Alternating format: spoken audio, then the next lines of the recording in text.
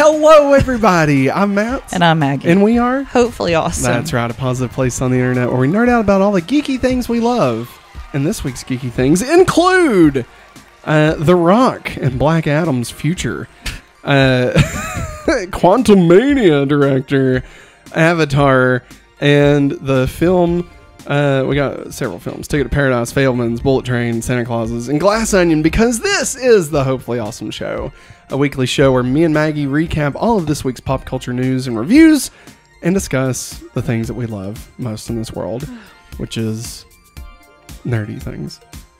So, if this is your first time joining us, welcome. We hope you enjoy yourselves. But now, Maggie, you ready? Mary Chrysler. It's time for the news.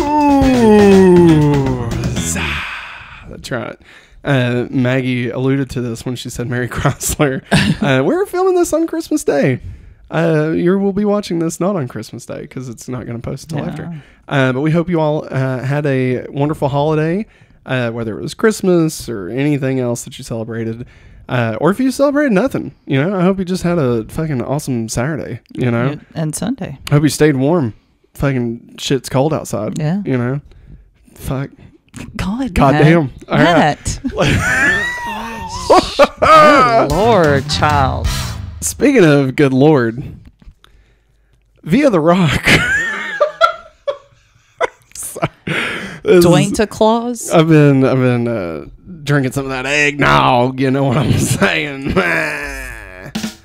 Drinking some of that nog.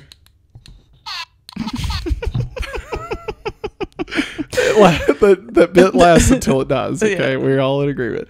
Via The Rock, a statement on the future of Black Adam. So this is straight from The Rock on Black Adam. Was you gonna? Oh, oops, no, sorry, you're good. My bad. Yeah, you're doing great. All right, so this is from The Rock. This is he wrote this out, published it to his Instagram or Twitter, Instagram and Twitter, I think. So probably across the spectrum.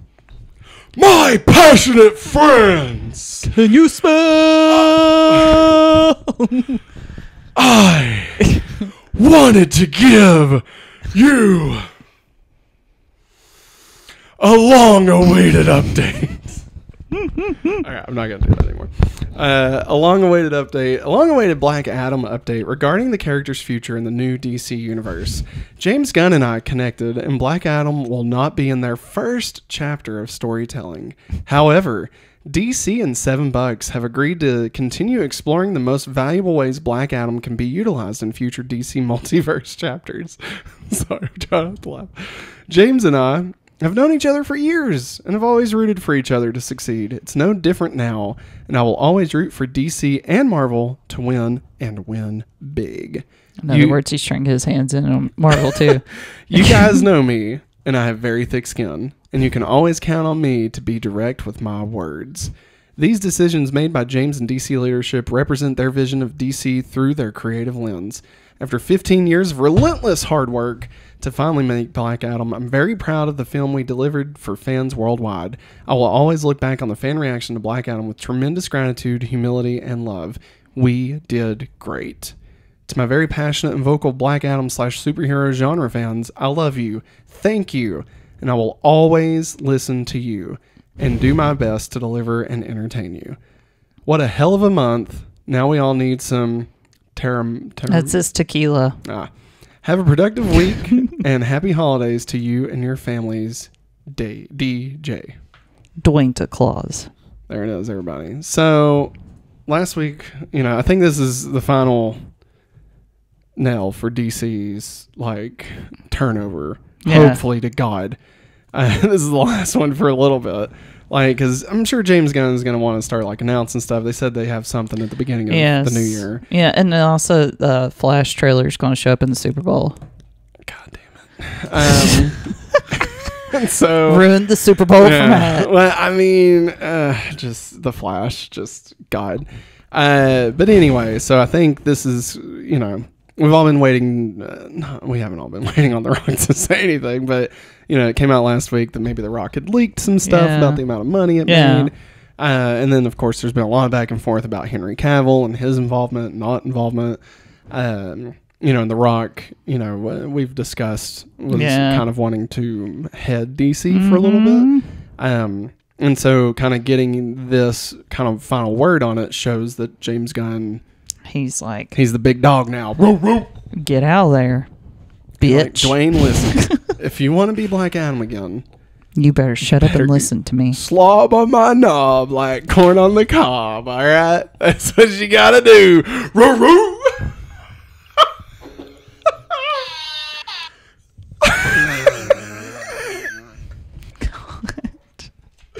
So, yeah. I don't know. I'm so out of it. I feel like I need to play off. You're gone. What was that TikTok we saw? Was that where all the guys were singing in a Kroger grocery store? Oh, they were singing a 3-6 Mafia song in Kroger. And somebody, I guess, working the cash register said, are they kidding right now? That was so funny. Oh, my God. But, yeah, so as far as this goes, I mean, honestly, I think it's... the only reason I wanted to talk about it is because we'd mentioned The Rock previously and possibly leaking stuff. So seeing him kind of smooth everything out and just saying like, hey, here's where we are. Now I will say some of the things in this are just like, bro, come on, man. I will always listen to you. Not that. The will not be in the first chapter of storytelling. There's that. And then where's the other one? We will have agreed to continue exploring the most valuable ways Black Adam can be utilized in future DC multiverse chapters. And it's just like, bro, like, it's over, man. Yeah. Like, it's over. I mean, it may not. Like, you might get to come back one day. Yeah, but not anytime soon, my man. Like, listen, man, this is what you need to do, okay? You need to go on holiday. You need to find yourself a cabin. You need to find yourself a little movie that you can just fuck and then leave and just use it and lose it. All right, make you feel good about yourself, and then move on to the next project you got. The last thing you need to do though is rebound back into the Fast franchise. Okay, don't let this Black Adam stuff get you down, my friend. All right, you are a strong, independent man that doesn't need anyone's shit. All right, know your worth. You got this. You're beautiful. You're beautiful, just the way you are. Yeah. I mean, that's kind of it. Okay. Anything you'd like to say about Black Adam's future? Do you think we see Black Adam? There is no fate but what we no make. Future. Do you think we see Black Adam ever again? I don't know. It's hard to tell without knowing what James Gunn's going for. Yeah, and I think once he makes those announcements, just to see where it's going, yeah, I think it'd make a little bit more sense. I mean, I definitely think it's not impossible. No. Honestly, in this day and age, I think anything's possible. With the power of Ninjetti, anything's possible. All right. No, but like there was once upon a time, like the idea of having Tobey Maguire and Andrew Garfield back as Spider-Man, let alone in the same film. Yeah. Like, no, never would have thought that. Never. Wolverine being back in a Deadpool movie. No, never. Or even fucking Disney getting to use X-Men. Like, even just that, It's true. So, I mean, like, anything is possible. Mm-hmm. So, I don't know. If they do, like, a Crosses movie. Anything is possible through the power of Zordon. That's not the quote, Maggie. God damn you.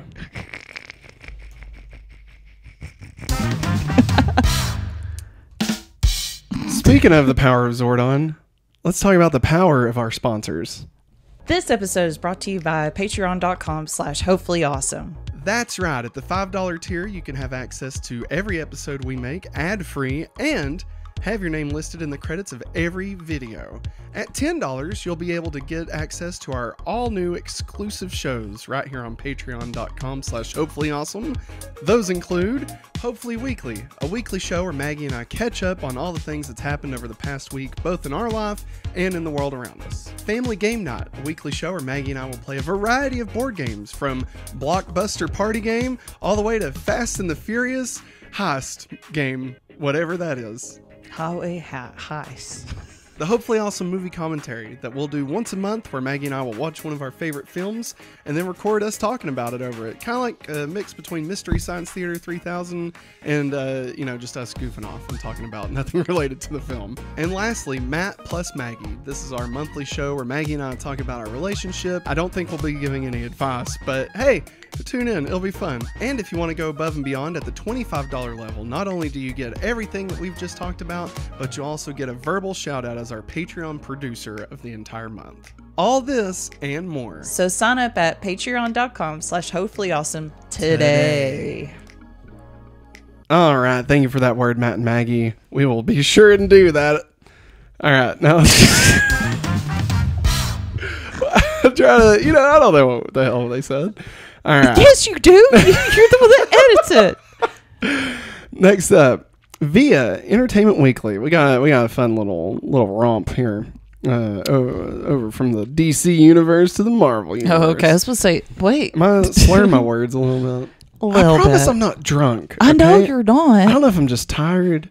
I think we're tired because we stayed up till 2 o'clock being Santa. I shouldn't have ate all those weenies yesterday. I think that was I my made downfall. little smokies. It was too good.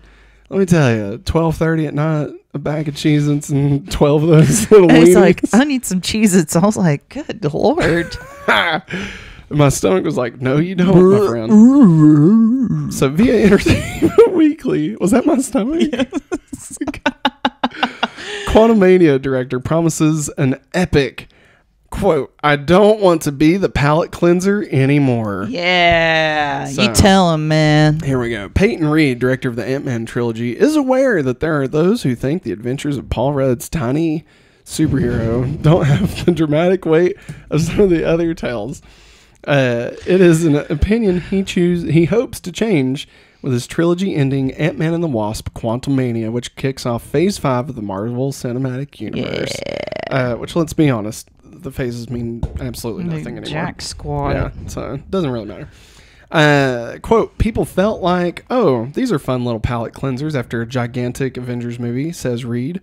For the third one, I said, I don't want to be the palate cleanser anymore. I want to be the big Avengers movie.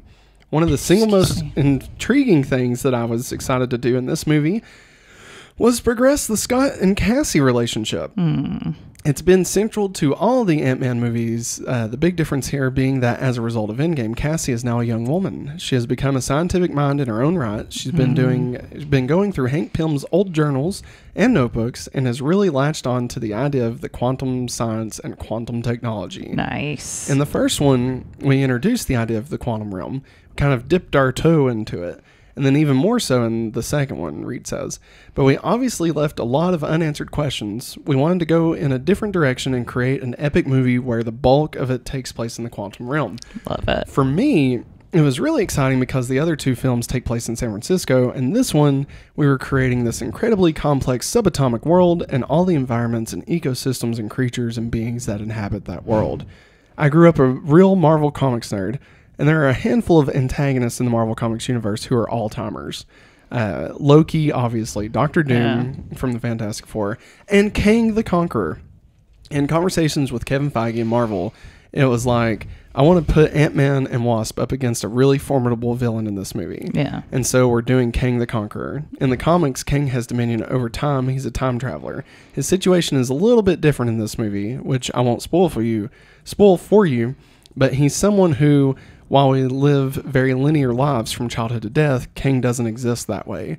It struck me as interesting to take the tiniest Avengers in some people's minds, maybe the least powerful Avengers, and put them up against the most powerful force in the multiverse. Nice. A big theme in this movie is the things that parents and kids don't say to each other, the secrets that they keep in families. In the last movie, when Hank and Hope rescue Janet, Evangeline Lilly's character had this idea of, oh, I'm going to be reunited with my mom. This is going to be great. Yeah. We're going to be able to talk about everything. But what happens if the other person, in this case Janet, puts up a wall and maybe is not comfortable talking about certain things and doesn't reveal certain things about her past? As we know from great stories, you can put the past behind you, but the past will always find a way to show up again.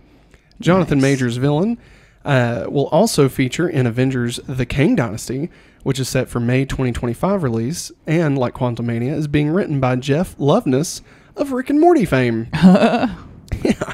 I know I'm in the Kang movie, but I don't know how the two relate, says Majors. I'm sure there's some correlation because there's a Kang in that one.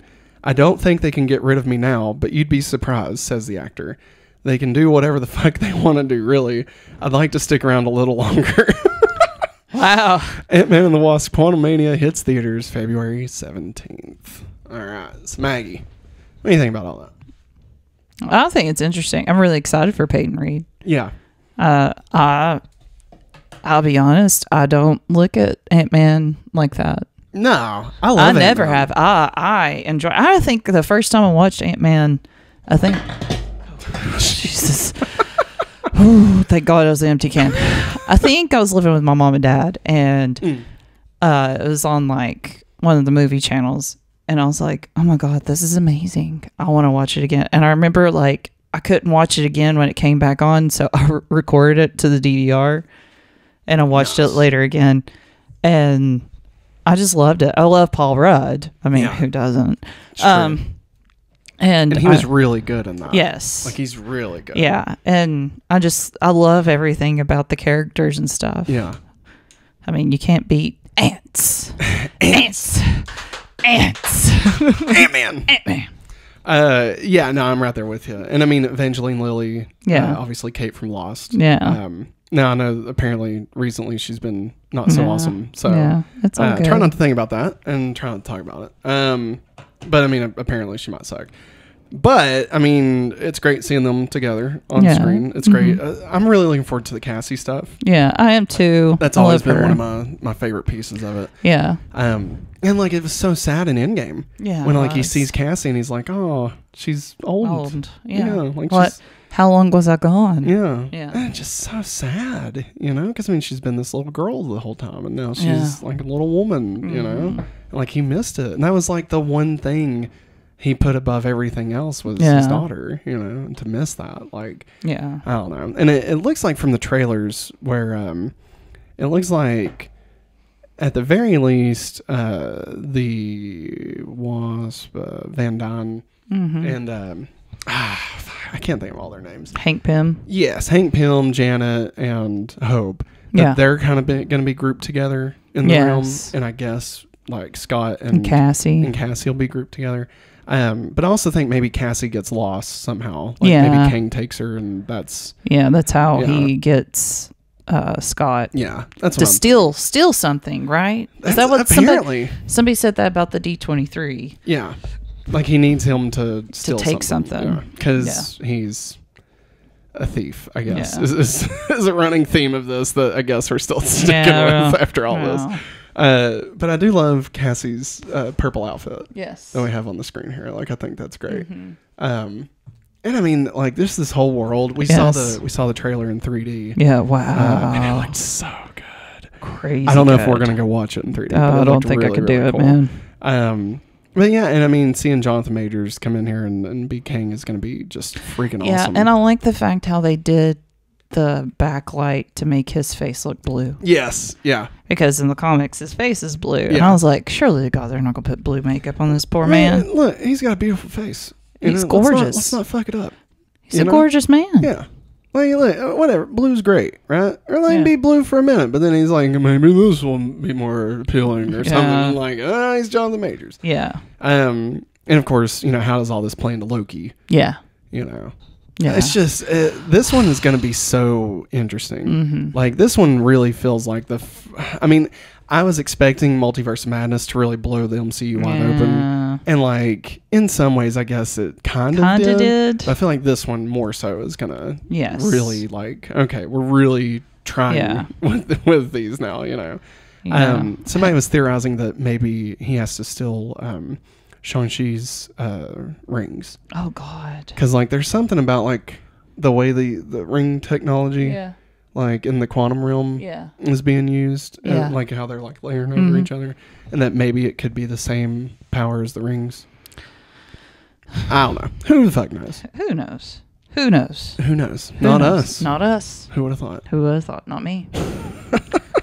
But yeah, I think honestly all of this sounds great. It's crazy, like it's wild to think about the fact that the original Ant-Man movie was supposed to be an Edgar Wright movie. Yeah. And like just imagining how different this would have been. Oh yeah. Like it's just interesting, you know? Like would we have actually would this have played out the same way? And I mean, I was super let down when Edgar Wright left Ant-Man. Yeah. Like I was like, this is gonna suck, you know? But then, you know, Peyton Reed comes in. And, I mean, he nails it. Yeah, like, he did really I thought great. he did great. Screw anybody that says it's a palate cleanser. Well, Kind of makes me mad. No, I mean, let's be real, though. I mean, it kind of was. I mean, think about it. You had Age of Ultron and then Ant-Man. And Well, you guess had, what? You had Infinity War and then you had Ant-Man and the Wasp. Like, Hey, guess what? what? This was before we started dating, and I watched Ant-Man before Ultron, so... I mean, you should just have not watched Ultron at all, to be honest. I tried to tell you that.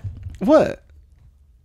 We like watched them all, remember? Yeah, I remember. We had to do crunch time where we was dating. Maggie, listen, when we first started dating, all right, the Civil War was coming out. And I was like, yeah, it's going to be so great, you know, after everything that happened in Winter Soldier and stuff. And you're like, oh, I haven't really watched any of that. And I was like, well, fuck. And so we had to catch up. We watched, I think we watched Winter Soldier. And I think we watched Guardians of the Galaxy, didn't we? Yeah, we did. Which I said I had watched it. Well, maybe we skipped that one then. Yeah. And then we started watching Ant-Man. I'm like, I've watched this one. Yeah. I've watched it. I've watched this one. Yeah. And then we watched Civil War, which kicked ass. And then you never fucking missed another one, did you, Maggie? No, I didn't. And was your life better, Maggie? Yeah. I like how sometimes it stops and sometimes it just keeps going. I liked it earlier when it just kept on skipping. It sounded like it was skipping. But yeah. So I'm looking forward to this. I think this will be a good one. Oh, yeah. Anything else you'd like to say about Ant-Man? Paul Rudd's The Sexiest Man Alive. 2021. What the? All right. Next up, our next story. Via Culture Crave on Twitter, Avatar. Oh, whoop, sorry. I'm failing at my job today, y'all. It's okay. So we got an update on Avatar: The Way of Water. Oh, man. I lost it. No. Not necessarily. So, of course, Maggie and I have this ongoing bet. We said that by the second week we'd probably have an idea, but that we would wait as long as we needed to, yeah, for sure. But the idea was, will Avatar be considered a success or a failure? And in order to be considered a success in Hollywood, it has to make twice as much as its budget in theaters. That's their rules or whatever. Yeah. And if it makes less than twice as much, it's considered a flop. Yeah. Which is stupid. Like, let's be real. That's dumb. Yeah. You know, but whatever. And so I said that it would. Yeah. You said that it wouldn't. Whoever wins gets to pick the movie commentary for, we said January. It's actually going to be February. Because January we're doing a commentary track for Cloverfield, everybody. 15th anniversary. 1/18/08, never forget. All right. So here's an update on the Avatar budget and gross. Okay. So via Culture Crave on Twitter, and he's pulled these numbers from a couple of different places. But Avatar: The Way of Water's budget is reportedly, they've not come out and said it, but reportedly around $460 million. Okay. The most expensive film ever made. Of course. Is what that would be. Yes, if that is true. God, I can't think of the word. Extravagant. Yeah. Sure. Extravagant. And so it would have to make around what? 920 million just to be considered a success. Anything less than 920 million is considered a failure. Now, this is the entire lifespan. Okay. Not just within the first week or 2 weeks or anything. But at the box office. So as of December 24th, yesterday. Yes. Avatar 2 crossed the 700 million mark at the worldwide box office. So it only needs to make 120 more million to double its budget and be considered a successful film. I say it'll do it. Yeah, I think so. Right? I mean, especially like that's December 24th. Yeah. So you got to think you got this week. Mm-hmm. You know, a lot of families like to go out and watch stuff on Christmas Day. Mm-hmm. I think Avatar is definitely going to be, you know, the one. And it's been doing gangbusters worldwide. Oh, yeah. Like, I think it opened to 160 million. Kojima. Yeah, Hideo Kojima. Yeah. He put it on his Instagram. He says, you need to go see this beautiful movie. It's great. It's really good. We did a whole sorry, review. If Kojima says to go watch it, I mean, that right there speaks for itself. I mean, I don't know, man. Kojima's fucking crazy, man. Like, I love him to death, but he's insane, and I love it. Like, he'll do an intro for Kinda Funny, and he'll also make, like, the most craziest fucking game in the history of the universe, you know? It's true. Like, and everything Daryl in between, Dixon from The Walking Dead. Who was it that went over to see him? That he shared a picture of it. Oh, who was it? Oh, it was Jordan Peele. Yeah, Jordan Peele. Fucking Jordan Peele. Can you imagine a Kojima Peele movie? No, I don't want to. I don't think my brain could handle it. I don't think anybody's brain could handle that, and honey. it could just be about, like, let's see, Kojima's last game was about Amazon. And Peele's last movie was about clouds.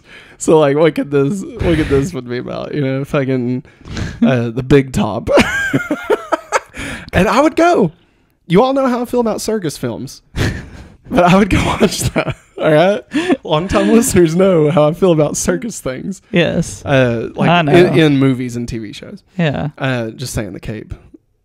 God damn it. And Heroes Season 4. All right. Enough of that. So... 700 million. I wanted to say it opened 160-ish in the U.S., but including worldwide gross, it had already hit 400. God. Like, for its opening weekend. Yeah. So, or its first week, maybe.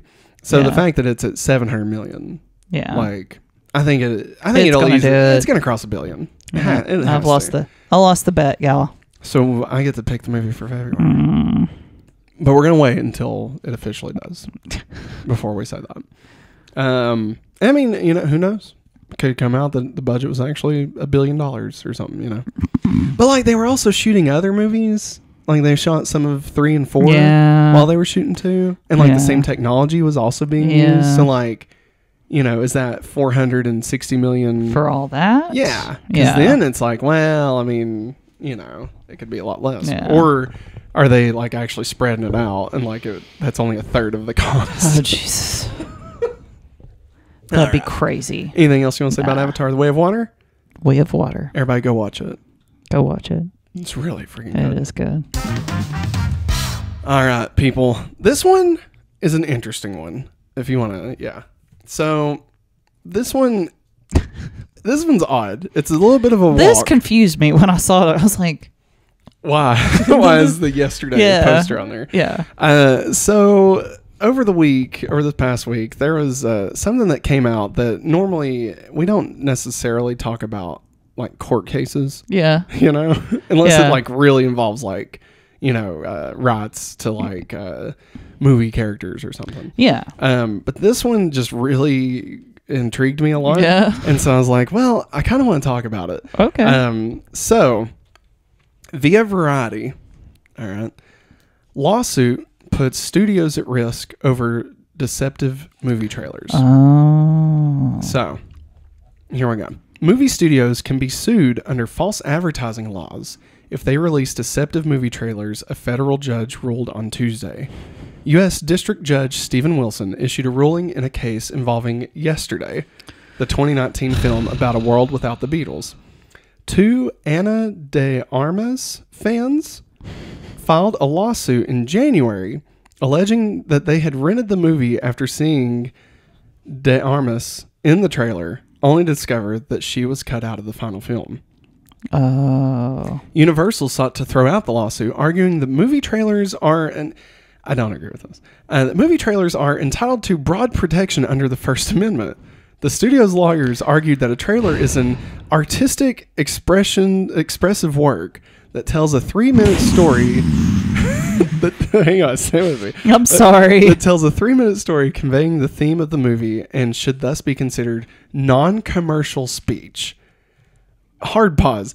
A trailer is 100% a commercial. Like, absolutely. It is. Absolutely. That's what it is. It used to annoy the crap out of me as a kid. We'd be watching, like, you know, a sitcom or something, and it'd be like, oh, commercial break.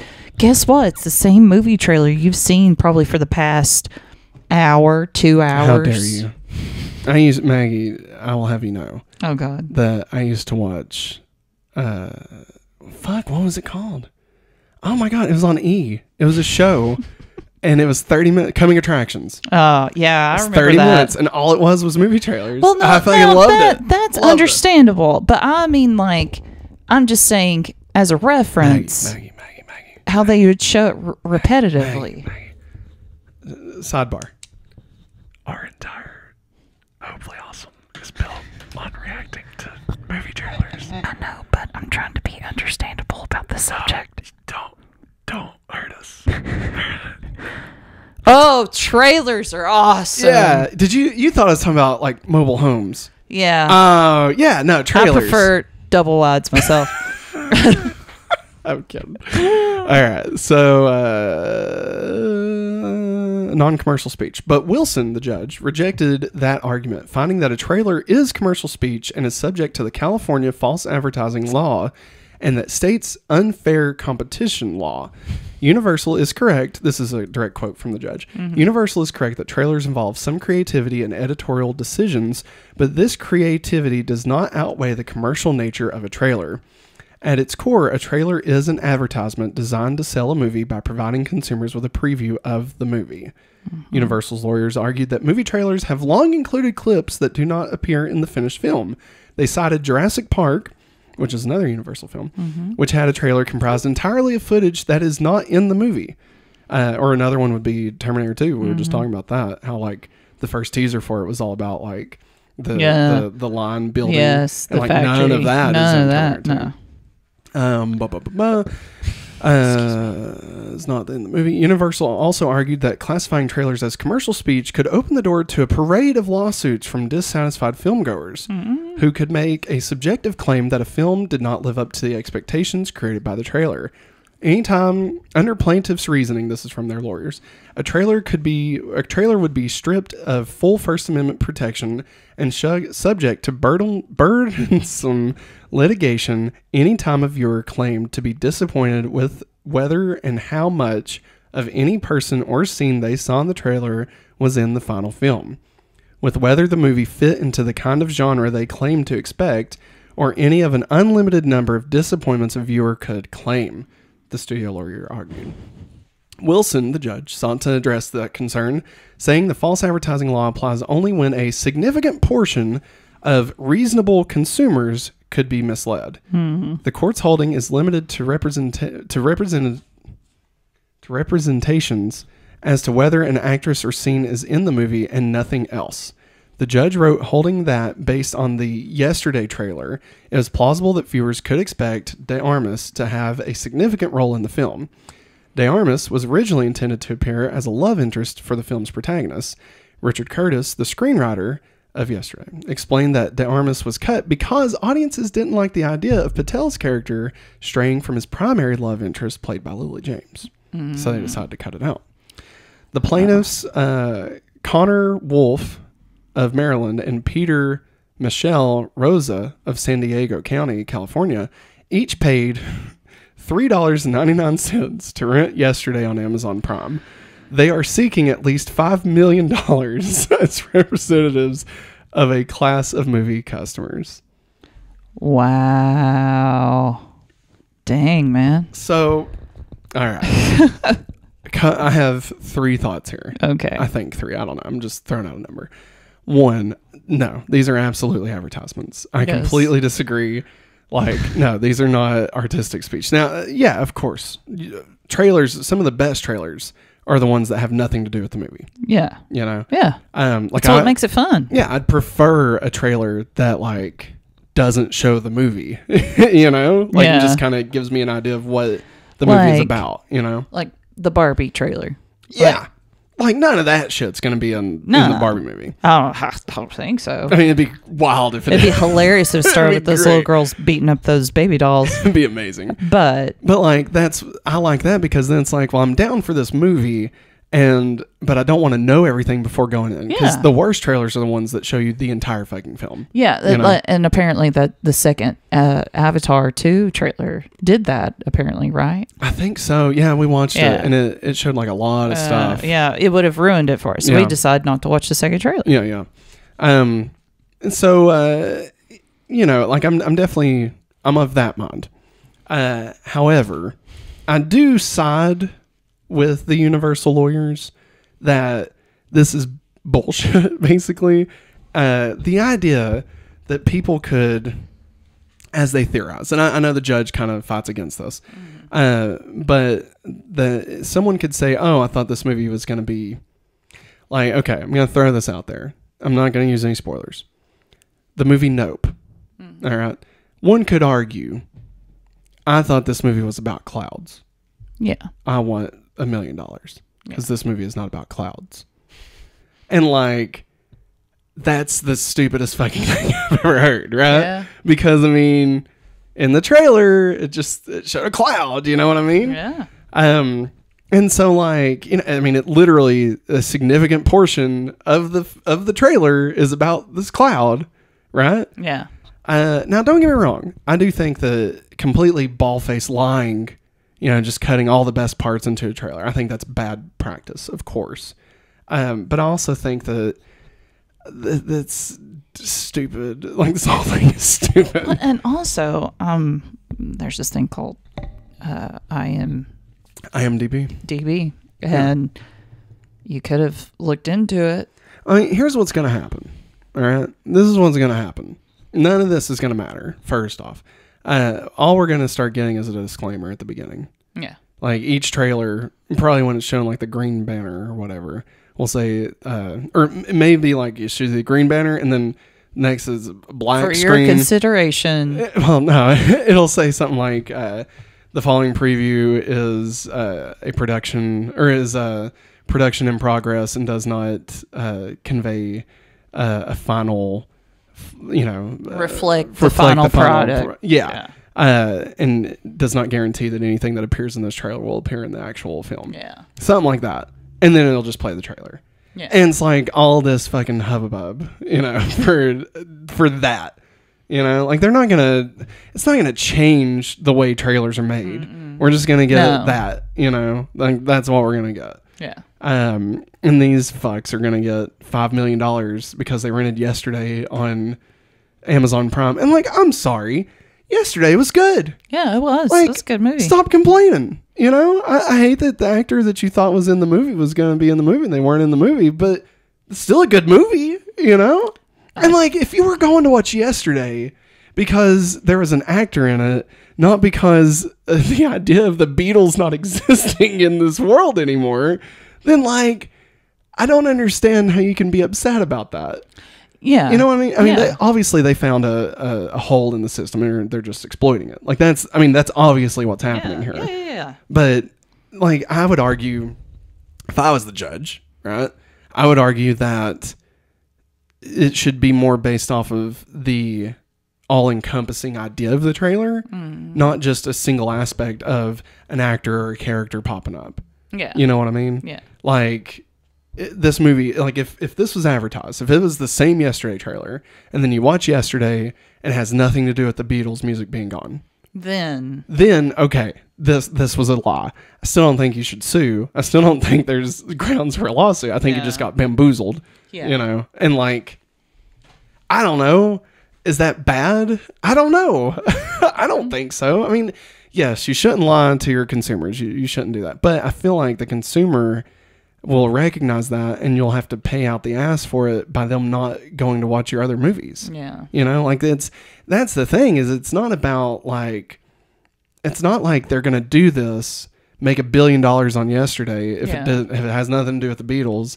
And then the next movie like is going to still make $1 billion more. Yeah. Like that's not going to happen. because everybody's gonna be pissed off that the movie was nothing like what the trailer was. You know, so they're either not gonna go watch the actor's movie. They may not go watch the writer and director's movie. They may not. I mean, depending on how bad it is, they may not go watch the studio's movie. Like, you're better off giving a quality product based on what you're advertising, because then the people that do like that will then go watch more of that. You know, like you're earning that. That's why Disney works. You know, people go watch Disney movies because it's Disney, because they've earned that trust from people. Like, okay, well, at the very least, I know that this is going to be a family friendly movie. Yeah. You know, I mean, depending on what you're watching, but any of the animated movies, I know that this is going to be a quality animated film. Yeah. It's going to have some decent music, some decent dialogue, probably feel some emotions. And, like, it's going to be a good movie, you know? Yeah. But, like, so, I mean, you're better off doing good by the customer than as opposed to just suing, you know? I mean, it puts me in mind of the hot coffee at McDonald's. Of that person. That's what it reminds me of. And that's why it says caution. It's hot. Yeah. Like, it didn't change coffee. No. You know, it just put a bunch of shit on the cup. Put a warning on it. And common sense says coffee's hot. Yeah. Normally. Back then it was. And, like, I don't know. That's what it reminds me of. It's just like you didn't get your way, and now you're going to you're going to spend your own money to get more money from somebody else. Well, and it's not even, this is the part that pisses me off, is it's not even about you not getting your way. It's about exploiting the law. Yeah. That's all it is. Like, there was a hole in the law and they exploited it for money. It's not, they're not actually, nobody's actually mad about this. Yeah. You know, like, these people, you can't tell me that either of these two people legitimately gave a shit that they spent $4 to rent this movie on Amazon in 2022. You know? And, like, were so upset and so hurt and so down that they had to get, you know, their emotional money back from the studio. Yeah. You can't tell me that that's factual. Yeah. Like, this is just a lawsuit to get money because there's a hole. Yeah. You know? It's like the people that sued McDonald's for making them overweight because they didn't advertise the calorie counts on the Big Macs and stuff. And, like, I don't know, man. Like, at what point do we as a society just, like, have to have everything fucking spoon fed to us, like, before we turn into the goddamn humans in WALL-E? Oh no, you know what I mean? Like, that's where we're headed. Like, fuck, man. God, we're hopefully awesome. We try to be positive. You know, this has only made Matt mad. It's just, God, like, shit like this just shows how stupid humanity is. Like, and there are better fucking things to use our time for. Yeah. And, like, one of the pictures they kept using in this article was in the Infinity War trailer, where it ends with everybody running at the screen and the Hulk's running at the screen and Falcon and you know, and, like, that never happened. No, it didn't. So does that mean that somebody could sue because that scene wasn't in it? In Infinity War, like, you know, one of the best Marvel movies, but because that one scene wasn't in it, like, now somebody could sue over it? I don't know. You're giving them ideas. No, I mean, I feel like it's stupid. Oh, you know? It is stupid. It's like when I used to rent the movies from Blockbuster that says, you'll enjoy this movie, we guarantee it, and if you don't, you get a free rental. And so I'd take it in there and be like, I didn't like it, and get a free rental. You know? Yeah. It's just like that. Yeah. Which I did. And I forget what movie it was. It was something I liked, though. Wow. But then I think the second movie I got, I fucking hated. It was like the first 3 episodes of Dragon Ball. No. Like Dragon Ball. Wow. Not Dragon Ball Z. And it had been like, it wasn't even like the current dub on Cartoon Network. Yeah. It was like something from, like, somewhere else. It was probably from the 80s or something. From when it was drawn. It was bad. It was really bad. Yeah. Yeah. No, I didn't do that. I'm just joking. But that, I mean, I didn't ask for $1 billion because I didn't enjoy Dragon Ball, you know? Anyway. I'm sorry. You should just start looking up and seeing if it's a movie that's been made years ago. You just need to look up and make sure if you're looking for a particular person or whatever. Maggie, Just look it up. That's the thing. It's not why they did it. Like, that's the thing. They don't actually care. Oh, I know. But I'm just saying. But that's arguing logic against something that they don't actually give a shit about. You know what I mean? It's true. I will say that I had the third thought that I'd never got to was I also do not feel bad for the Hollywood studios for losing money on any of this. Because, like, at the end of the day, fuck it. I mean, you know, they're making billions while people are, like, fucking living on the streets taxes? and stuff. You know what I mean? Yeah. So, like, no, fucking good on these people for getting $5 million for getting to watch Yesterday. You know? I mean, like, stupid, and I hate it, and I hate that it's where, you know, humanity is headed. But at the same time, they milked a huge studio out of $5 million. So, I mean, honestly, good on them. Yeah. So, there you go. That's where my brain is. There you go. See, because at the end of the day, let's just burn everything down. You know? Let's just burn it down. Arson. Let's be disruptors. Oh my God. Foreshadowing. All right, everybody. I got cold chills. That's it for our news stories. So now It's the Christmas spirit. It's time for the main topic. Look here, folks. We got a 1, a 2, a 3, a 4, and a 5. 5 things we're going to talk about. Give our thoughts and review on. The fuck was that? Step right on up. Step right on up. Wait, like a fair? Yeah. All right. Hey, whatever. So, hey, everybody. This is the second time we've done one of these review roundups. This one is actually just because a lot of stuff came out at the same time. And so we decided to go ahead and knock several of them out. We had a little bit of time. Yeah. Maggie's been on Christmas break, and you know, I think I just started Christmas break. I don't know why I said I think. I just started it. Yeah, but, you did. So we were able to watch a few movies and shows, and we wanted to kind of catch up our winter 2022 list. So we're going to kind of dive into each one of these one at a time, talk about them. If you've not watched one of our reviews before, typically what we do is we talk about the movie, then we'll go into a spoiler section, if there's a spoiler section. And then we'll come out of that and then review the next movie, do the same thing. There'll be timestamps, and you'll be very much aware if we're in spoilers. And then at the end of it, we go into our ranking, and that is where we add all of the films and TV shows to our major list. So if you do want to skip over the spoilers, just make sure you come to the next review or go all the way to the ranking to see where it all falls. So with that being said, let's get to it. Number 1. Ticket to Paradise recently hit Peacock. Yeah. Okay. Starring Julia Roberts and George Clooney. George Clooney.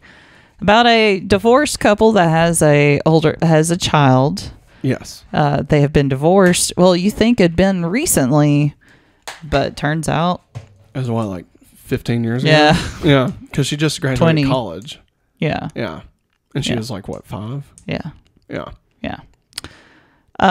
But yeah, I think this is a really good romantic comedy. Did you say that she's getting married and they have to come back together? No, I did not mention that. Okay. So it shows it in a trailer. Yeah. So she's going to be getting married to somebody that she just met, which is kind of what happened to them. And they decide that in order to get her to not throw her life away, they're going to have to work together. Yeah. For be on the same page. Yeah. To be able to help her not make the worst decision of her life like they did. And Julia Roberts says, I wish I had somebody tell me the same thing. Yeah. And so we had saw the previews for Ticket to Paradise, I mean, a while ago. Yeah. I think it was when we went and watched Bros. And honestly, it looked really good. Yeah. Like, I mean, it definitely was one we wanted to check out. Just, you know, couldn't find the time to actually go to the theater and watch it. Yeah. So when it hit Peacock, I mean, I was very excited. Yeah. I mean, I saw it pop up on iTunes for like $20. I was like, I mean, we could, but we could also wait. But then at the same time, it hit Peacock, and I was like, well, hey, there we go, you know? Yeah. And, I mean, full disclosure, I mean, I don't have to say this, but we have Comcast internet, And so we get Peacock for free. Yeah. Which, I mean, I also pay the $5 to get ad free. So, I mean, I don't think that's going to like change our opinion on the movie or anything. But just so you know how much like we spent or didn't spend on it. Yeah. But yeah, so honestly, this movie is just a straight down the middle romantic comedy. Classic. Love it. You know, George Clooney is top of his game as always. Yeah. I mean, I was sitting there, I was like, how? Yeah. How is he still one of the handsomest men It's true. on earth? It's true. I mean, he's it's crazy. And they're best friends. crazy. Julia Roberts and him, they're best friends in real life. And she's great in this too. Yeah. Yeah. Honestly. Yeah. And there's one scene where they're having like a party. Yeah. And I mean, that has got to be one of the loudest cackles I've done in a little bit. Like it was really funny. Yeah, it was. It was so much love into it too. Yeah. I really liked it. Like it's honestly, it's kind of like kind of what I was wanting out of like Father of the Bride. Mm-hmm. You know, but like that one just didn't really excel. Yeah. At it, you know, like it was decent. The remake over the summer. Yeah. But you know, like I've really been wanting just a good rom-com, and like I feel like I haven't got one in a while. Well, and they're not made like how we grew up with them. You know. I mean, not to put anything against like Bros or Bros is really good. What's that one that we watched also on Peacock? What's her name? Oh gosh. And the guy. Pete Davidson. Yeah. Oh my God. Meet Cute. Yeah, yes. Like that one's really good too. That was really good, but again, it wasn't really funny. Like I mean, it had funny stuff. But don't like, sleep on Meet Cute. Meet Cute's fantastic. It's good. But it had like both of those have like their own extra thing going on. Yes. You know, like it's not just a regular rom-com. Yeah. And I mean, they're both great in their own rights. Yeah. But like, you know, I haven't seen like a rom-com like You've Got Mail. No. You know, in a while, or Serendipity. You know.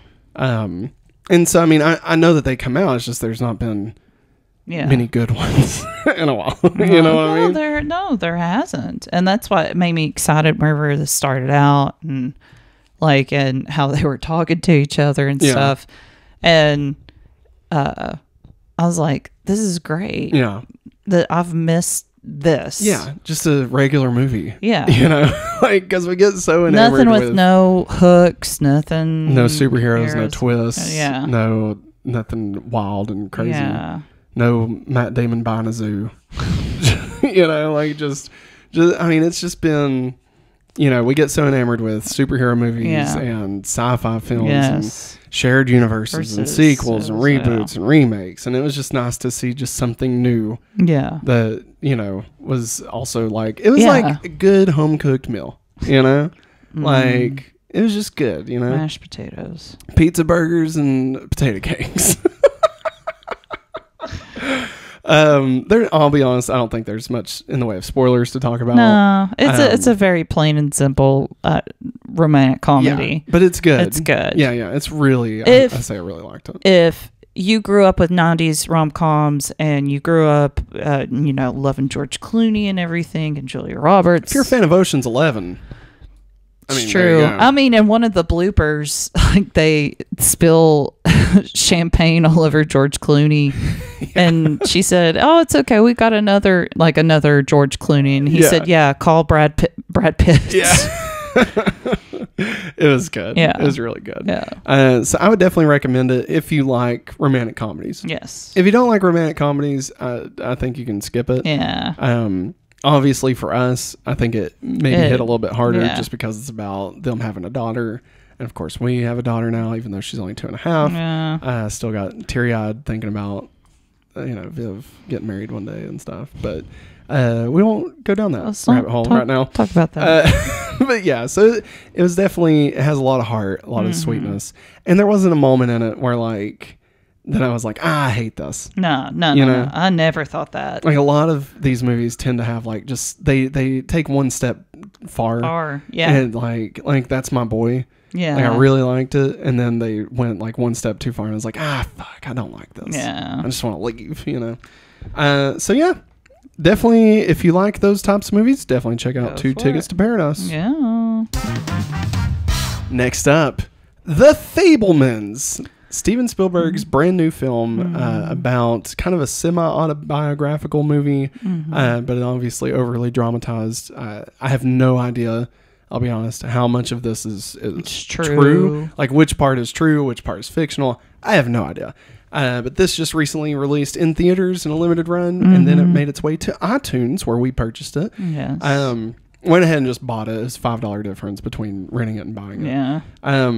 And I've been very excited for this movie for a long time. When he found out it was coming to theaters, he kept on finding anywhere that was showing it. And nobody around here was showing it until we went and watched Avatar 2. When we saw the poster, I was like, why is the Fabelmans here? Like, it was already, until it hit digital, like once it hit digital, then it was available around here, which is so stupid. But yeah, so basically The Fabelmans is, like we said, a semi-autobiographical story about Steven Spielberg as a kid, learning how to be a young filmmaker, living with his family, how all that kind of played into, the way he designs film, the way he sees things, and you can definitely see throughout this film different pieces that would inspire him in movies in the future. I feel like there was a lot of stuff that was very reminiscent of like Super 8, which I know is a J.J. Abrams movie. But, Steven Spielberg also kind of worked on it. War of the Worlds, oddly enough. E.T. Third Close Encounters. Yeah. Yeah, and I like the... Saving Private Ryan. Yeah, and the theming of... you mentioned it, that he deals with a lot of stories that deal with divorce. Yeah. And most of the ones we just mentioned. Yeah. Deals with divorce, separation. Yeah. And honestly, there's a lot of, like, for me, I really like this movie because I love Steven Spielberg. Growing up, wanting to be a filmmaker, like, that was like my big thing, right? My big dream. And so, like, I always said that Steven Spielberg was my favorite director. Jurassic Park, for God's sakes. Yeah. And he helped produce Back to the Future. And he's helped with Indiana Jones. Yeah, he directed Indiana Jones. Yeah, that's true. Yeah, and my bad. Like, no, you're good. And like, just obviously, it goes without saying how great Steven Spielberg is. And so, getting to see a movie that somewhat is his life, which I've heard bits and pieces of, through different interviews and things. And then not only that, but it's him telling that story. Like, it was just something we don't typically get to see. Yeah. I think the closest to this that we got was maybe Rocket Man, which is very much like Elton John's take on Elton John's life, Yeah. And so, like, there's a couple of things in the movie itself that is meta. Yeah. And like, those really worked for me. Yeah. Like, there's one part, this isn't a spoiler, and I'll be vague about it, but the character who's supposed to be Steven Spielberg is talking to another character, and the guy says something like, don't tell anybody about this. And then he says, oh, I won't unless I make a movie about it one day. And like, but we're watching the movie about it. You know what I mean? Yeah. So like, it's there. And then like, somebody else tells him about like the best way to frame a shot. Yeah. And so like, literally the camera is doing the wrong frame, and then you see the camera itself adjust as if that's like funny. The one we're watching, he just remembered. Like Steven Spielberg filming it is remembering what the character told him. It's just stuff like that. It's just so great. As far as like the drama side of it, the actual crux of the film itself, really good. I mean, it's the story in it's very, very different, I would say, from anything that I've never really seen this type of story. Not like this. Not like this, you know? I mean, it's through the eyes of the kid. And I feel like there's never really a bad guy. Like, no, I mean, there's antagonists, for sure. But it's at no point, like at every turn, you understand where everybody's coming from. Yes. And it's hard to really be upset with anybody. And I mean, if you didn't know this, Steven Spielberg helped with An American Tale, which is the story of his grandfather. I think so. Yeah, because this was in the 50s. They leave Russia and took him to America. Yeah.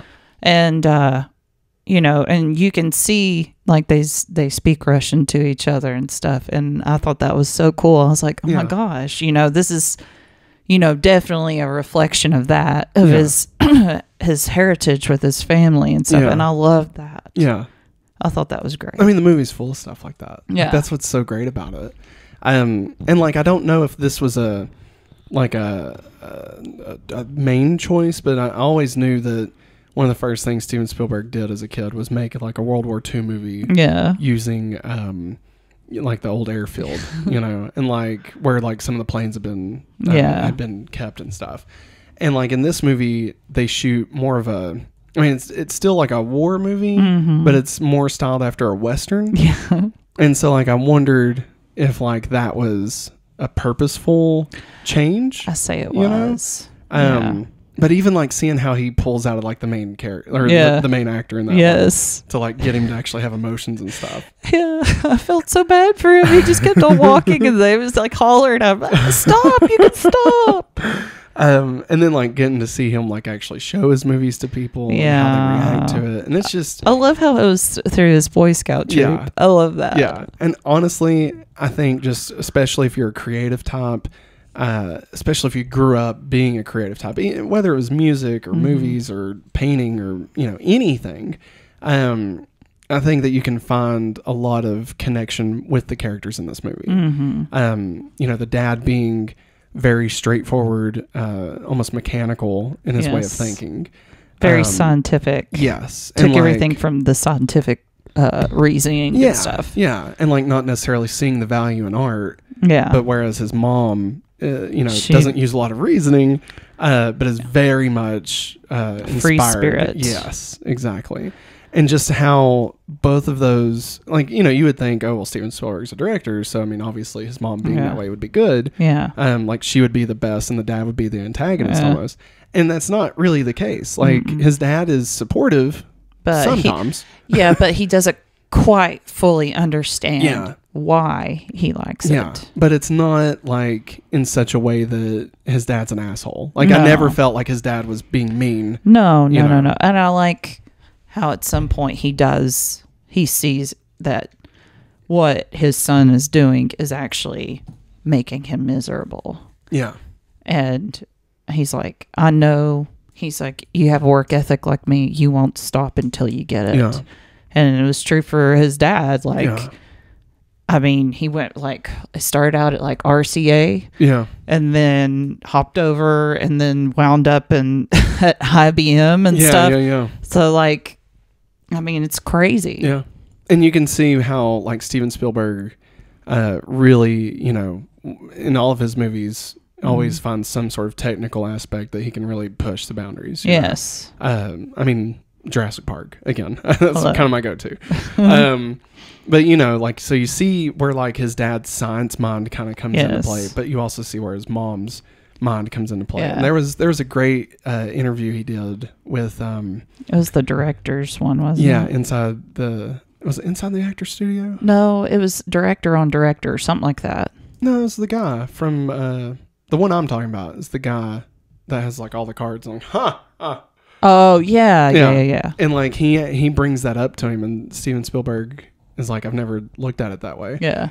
He's like, wow, you just kind of showed me something about myself that I never thought of. Is it John? No, it's not John Lithgow. I can't think of it. No. I'll look it up because it's driving me insane. Yeah. I can't think of his name. I can see his face. The Actor Studio, I think is the name of it. But it was on YouTube, so definitely check that out. It's really good. I'm looking. Oh, you're good. Well, really? You're not going to tell me who the dude is? I can look up the name of the James Lipton. James Lipton, that's what it is. James Lipton. So definitely go check that out. That's a really good clip. Like the clip I saw was only like a minute long, but I mean, I'm sure the whole thing's on there. But yeah, so I really, honestly, I really love this movie. I may love it more for like me.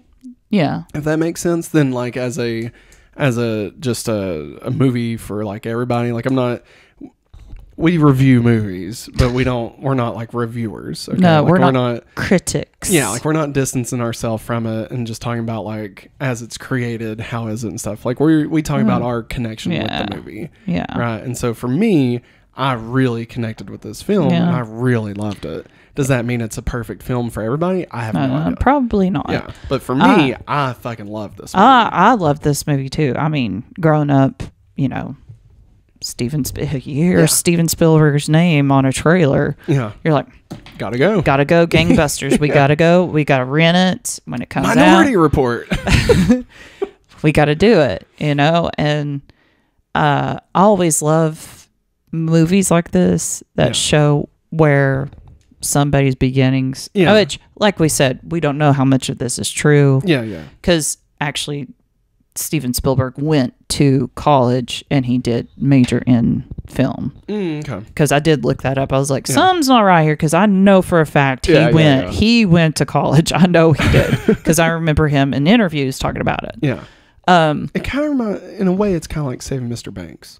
Yes. Where it's like you see where the inspiration for Mary Poppins came from, but also we don't know how factual any of this is, you know? Yeah. But like, I would love to watch another movie about Walt Disney, Tom Hanks making another movie. And I would love to see where like the sequel to this is. Where he meets George Lucas and like all that shit. About Saving Mr. Banks. Yeah. I owned, I can't remember what anniversary edition Mary Poppins I had before we got married. And I watched it to the point that I was watching it with the trivia facts pop up. Yeah, yeah. And it is true. Walt Disney fought tooth and nail with that woman, the author of Mary Poppins. He fought her, and she fought back. Yeah. But he tried, and I'm pretty certain it's true, especially about how the Sherman Brothers wrote songs and stuff, and she hated it. God, we need to go back and watch that again. Yeah. It's so good. But, you know, Bradley like you said, we don't know how much of it is true. Did you know Ryan the Temp is... Okay. Yeah, I remember. I see their faces. I know sometimes I love that movie. I like where like you will watch something way after and like then it's like, oh wait, that was them? I see both the guys in my mind. Bradley Whitford, right? Yeah. That's the other guy. Well, he wasn't one of the Sherman Brothers. He was like a producer. Oh wait, was it this dude from like Rushmore and stuff, right? Yeah. That's who it was. Yeah. Cool Ethan. Yeah. The guy that usually plays a bad guy. Yeah, Scott Pilgrim. Yeah. Yeah. God, he's great. Yeah. He's great. Yeah, he usually plays a bad guy. That's so funny. Cool Ethan is his best role. Oh, fuck. Cool Ethan. All right. Who would have thought you're watching this video about the Fabelmans, and here we are talking about Cool Ethan, you know? That's what you get with Hopefully Awesome. All right. We go down rabbit holes, everybody. Anything else you'd like to say about the Fabelmans? No. All right. Check it out. Next up, we got another film that we saw a trailer for multiple times. And I got hyped every time I watched it. Every time we saw a trailer for this, I was like, oh my God, I can't wait to watch this. Yeah. And then again, just one of those got away from us. Yeah. And I mean, honestly, it's just trying to find a babysitter. And, you know, we don't typically go more than maybe once a month. Sometimes we go. I was in August. Well, no wonder. Yeah. Like, school's starting back and stuff. It's hard. But anyway, so this one, Bullet Train, finally hit Netflix over the past week. And we checked it out, and I gotta say, I knew from the trailer it looked very stylish. Yes. I didn't know what to expect, I guess. And I don't think you can really expect what you get out of this movie. No. But it is fun and funny. Yes. And bloody. Yes. It's almost, I think a good way to describe it would be it's Edgar Wright meets Quentin Tarantino. Yes, that's kind of what you're getting out all of this. the music cues, the style of it. Yes, the characters, like all the characters have their own like personality. Like there's nobody that's the same. Yeah, Kill Bill-ish. Yes. Yeah. That's what I even said. I said this is remind me of Kill Bill. Yeah. Yeah. But it also reminded me of Hot Fuzz. Yes. Like, it was a little bit like that too. May I say, like, here we are. It's 2022. We got freaking Julia Roberts and George Clooney. Here's freaking Brad Pitt on a movie poster still. Yeah. And he's great in this. Yes, I love him in this. He's so good in this. Like, he played like a cool character in Once Upon a Time in Hollywood. Yeah. But he plays such a chill person in this, and it's so funny. It's so great.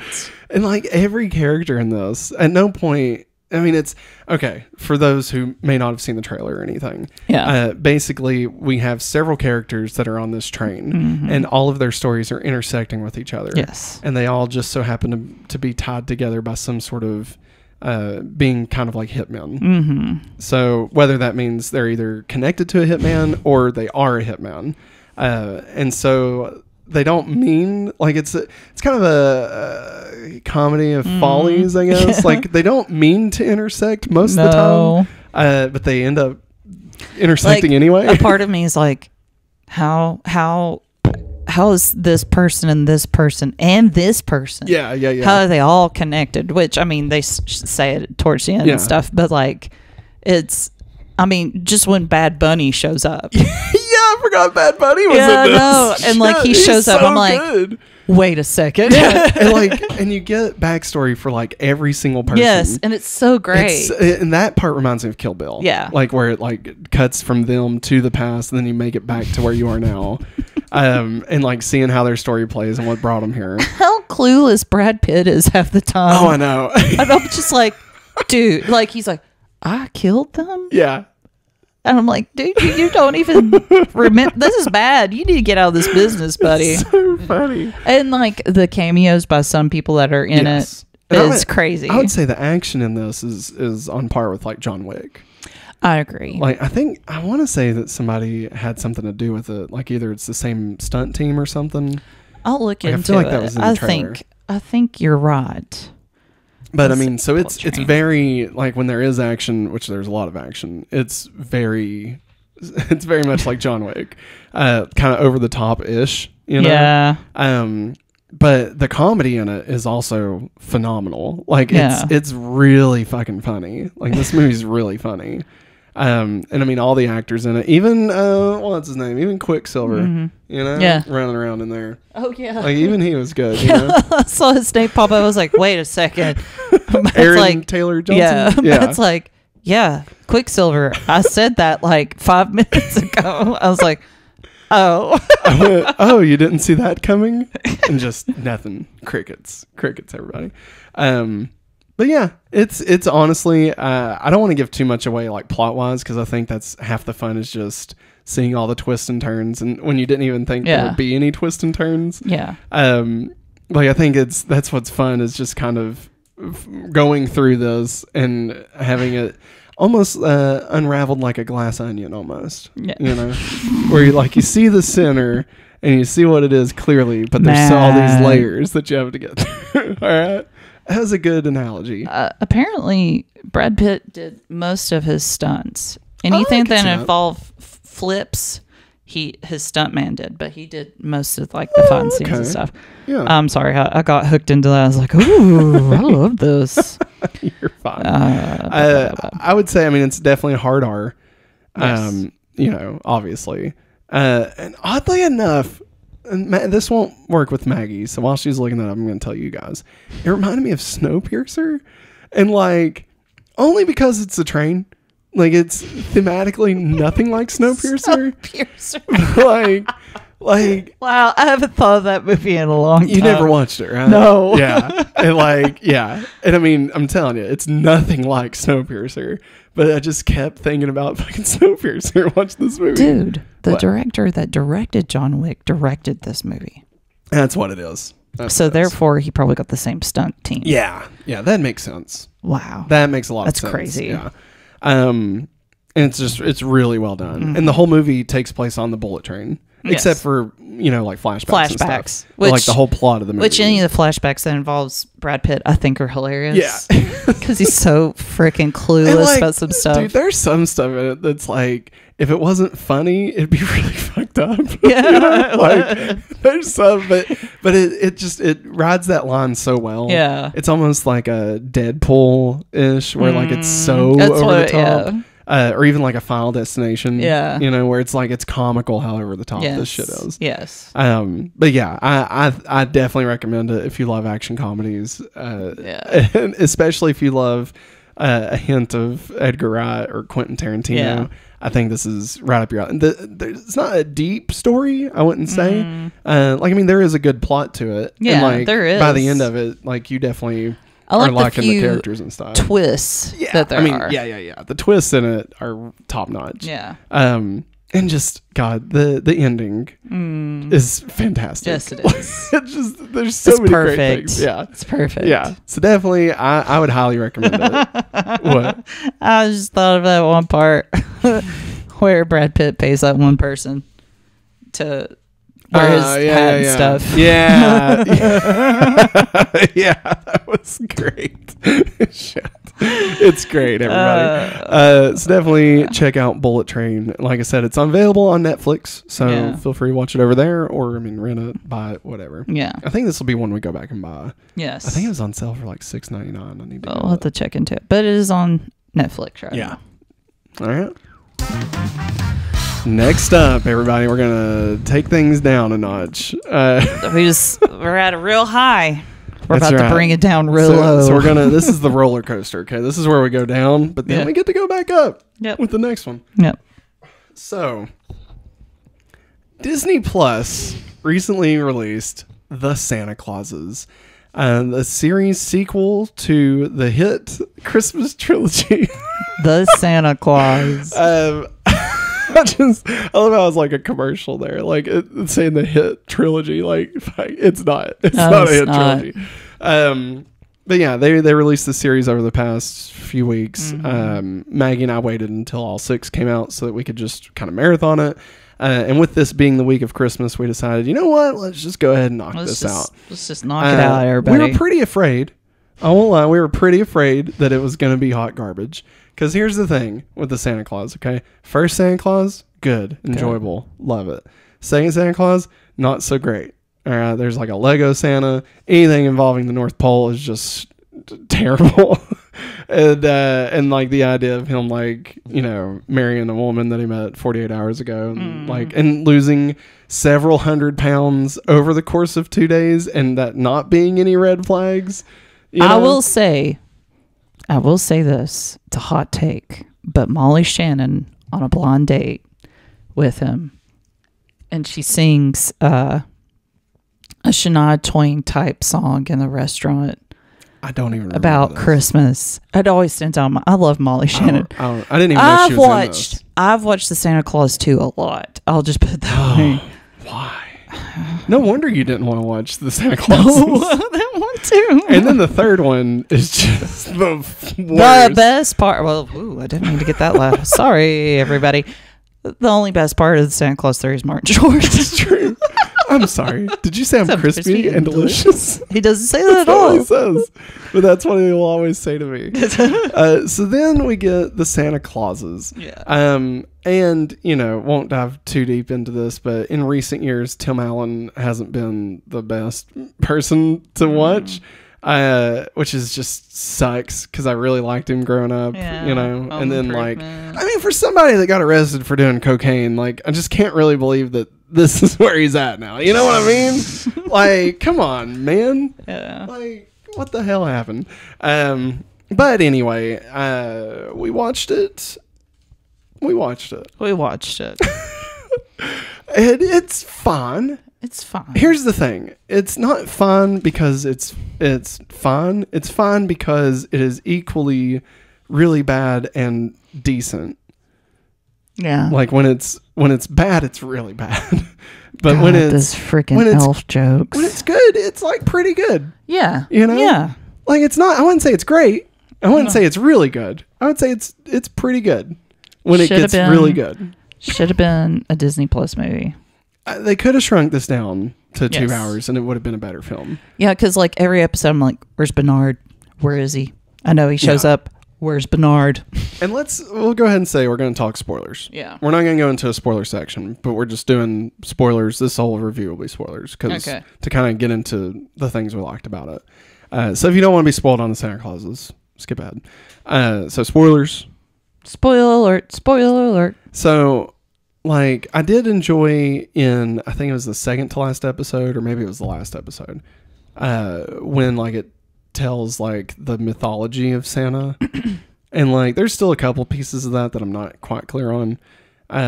But so like Tim Allen is the first human Santa. Yeah. And all the clauses were made for him specifically to be able to guide him as a Santa Claus. Yes. Yeah. Like there was never another human Santa before him. Yeah. Which I'm confused though, like because Jerry is a Santa. Jerry Gergich from Parks and Rec. And guess what? I'm the one that recognized him. I was so proud of myself. It was really great. You did really great. But he wasn't human? That's what I'm confused about. Well, I think from what I could gather whenever they were talking about it, that they were kind of like elves because they have magic. Oh, okay. That's the way I gathered it as. Okay. So that was the difference. Yeah. Okay, I was a little confused. And like Krampus, what do they call it? The Claus verse? What do they call it? The Yule verse. Jesus. See, that's what I'm talking about. It's like, we get all this little mythology stuff, and like we see bits and pieces of the first movies and stuff, which is good. But then they throw out shit like the Yule verse. I'm just like, God, why? And like the number one thing that is always terrible about the Santa Claus series is the North Pole. It is just terrible. There is nothing at the North Pole is ever good. Am I crazy? No, you're not crazy. Like I can't think of, sure, Bernard. Right? Yeah, Bernard's great. Bernard. But like anything else, it's all terrible. I hated all the elf puns. Yeah. I smacked my face every time. And I'm not even talking about just this one. I mean the entire franchise. No. I agree with you. Like ELF. Yeah. Tinsel. Fucking goddamn it. Shut up. But like, so I really didn't like any of that. I really enjoyed them being a part of the human world. Yeah, which was nice. Yeah, I thought that was a great idea and should have lasted longer than 20 minutes. I agree. Like that should have been the focus of the show. Honestly, that especially episode 1, they should have been kids. Out there. Yeah. And really getting to see them and like how they're interacting with it and seeing Scott, get back into the real world and how it's changed around him and he's a man out of time. Like, what do you mean I can't have a black coffee as it's got what the derp? Like, you know what I mean? And like, it's just like he's a man. You know what really grinds my gears these days? What's the deal with flat panel TVs? The last flat panel I had was a VCR, and here's your son. Like that kind of shit. Tater salad would have been great, right? No, actually, that would have been terrible. But like, we don't get that until episode 4, and like, what the fuck was going on with Kal Penn's character the entire time? Because like, it begins, and he's like, not a good guy. But kind of a good guy. And then like we meet his daughter and like, oh, this is going to make him be a good dad. Like this is him learning to be Santa Claus and like he's going to be Santa Claus and this is going to be like what makes him a good person. And and Scott Calvin's going to be just a normal dude. And then I'm like, oh no, he's a bad guy. And it's like, what do you mean? What do you mean he's just a bad guy? He's just a bad guy. Like why the fuck did we do any of this? Yeah. What was the point of any of this? I felt like that whole part was pointless. I understand that they needed some conflict, but I don't like how they handled that. I thought it would have been better if he was Santa Claus at the end. Like if he learned to be a better human. Yes. Because he had a wife. She died. He has this kid. Like learning to, but then he just gets greedy and stuff. And it's like, that just... They didn't paint him like that. You know how Scott was in the first movie. Yeah. How he was a businessman and his job mattered a lot to him. And he kind of didn't really enjoy his time with Charlie all the time. Yeah. He did. Yeah. And he knew he wasn't the best dad. I mean, they wound up eating at Denny's. At a Denny's on Christmas. And like becoming Santa made him become a better dad. Yeah. Right. And that's the whole point of the first Santa Claus. Yeah. You know, and you know, finding love for others, Yeah. you know, like his ex-wife and her new husband or whatever. Yeah.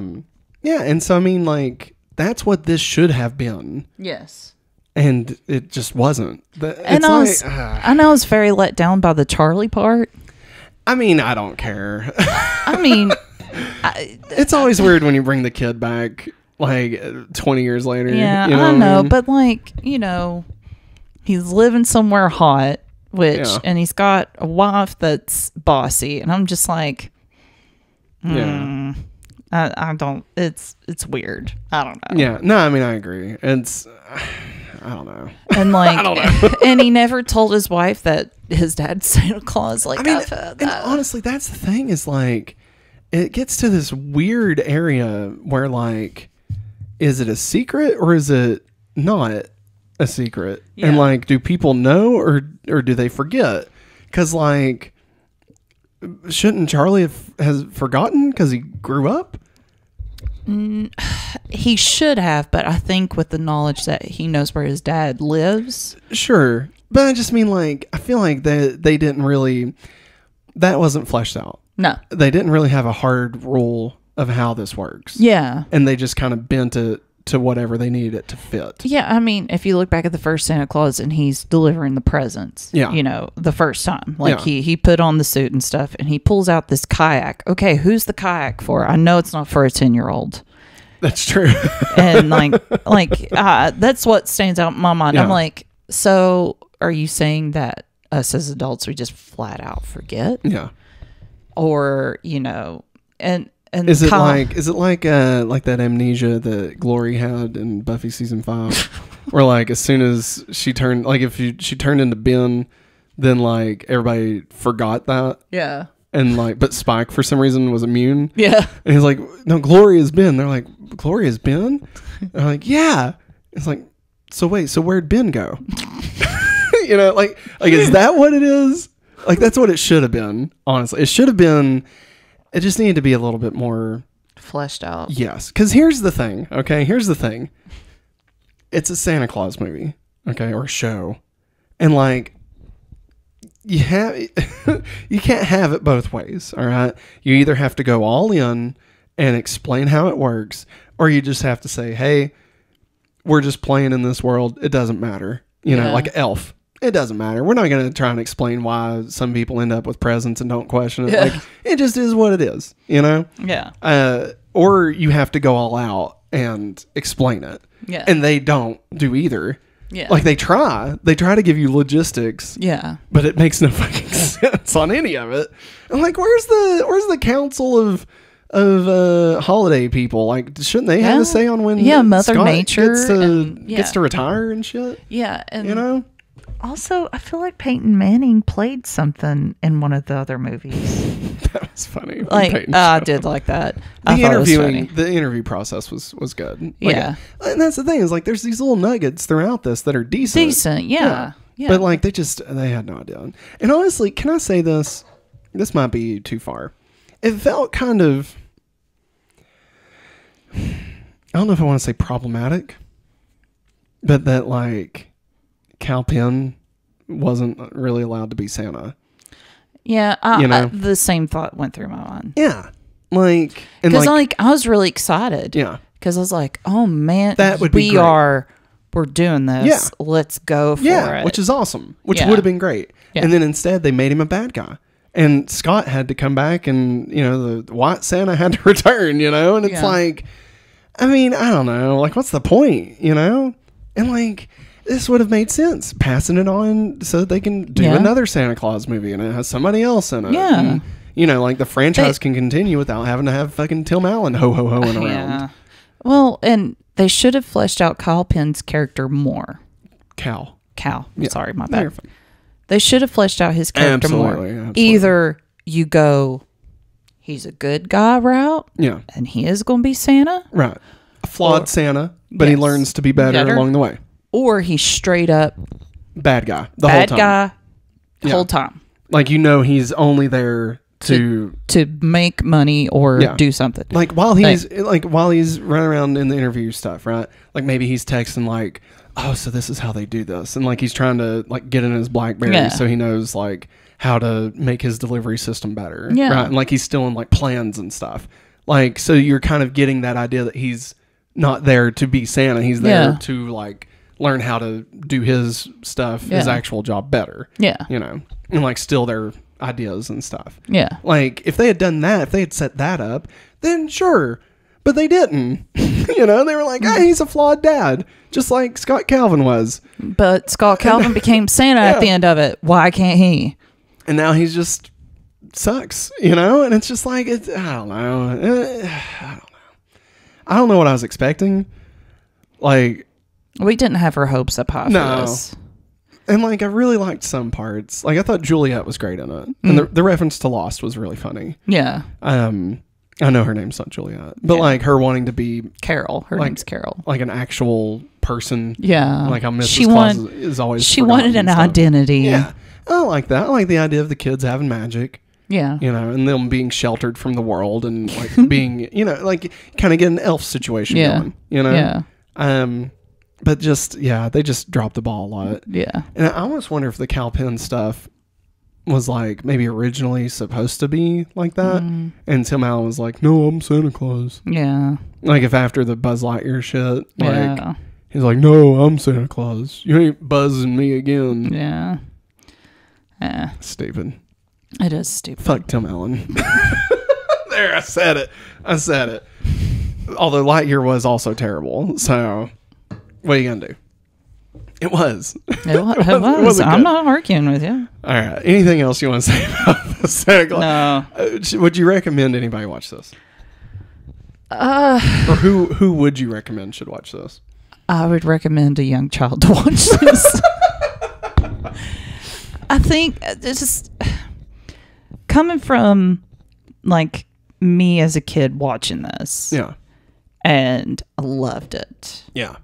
And how, like, when I got older, like I told you whenever we watched Spirited. Yeah. Like, watching Spirited reminded me of, watching Santa Claus the first time. Yeah. How somebody thought outside of the box about, hey, this is how this works. Yeah. This is our idea on this. Yeah. And, and then now 2 more movies and quote unquote show later. 6 hours. This is where we're at. And I'm kind of let down by it. Yeah. No, I'm with you. I would say, I don't know. Like if you really love the Santa Claus and like you really just want to see more of Tim Allen as Santa Claus. Yeah. I guess watch it. Like, I don't regret watching it. I think here's what I'll say. If we didn't have a podcast, I would have not finished it. Yeah. So there's that. So take that for what it is. Yeah. We finished it so we could talk about it today. Yeah. There you go. That's it. There you go, folks. I don't think I would want another one of these. Not just Santa Claus, but like I'm starting to really not want what they're doing with like the non-Marvel, non-Star Wars series on Disney. Yeah. Like it just feels like none of them are great. Like remember Turner and Hooch? Yeah. And like I don't know, especially like these sequel series to movies. I'm trying to remember. I feel like there's another one. I guess Willow, but that's not. But I've heard that's great. Yeah, which that's more in the Star Wars family. Yeah. It's not Star Wars, but it's Lucasfilm.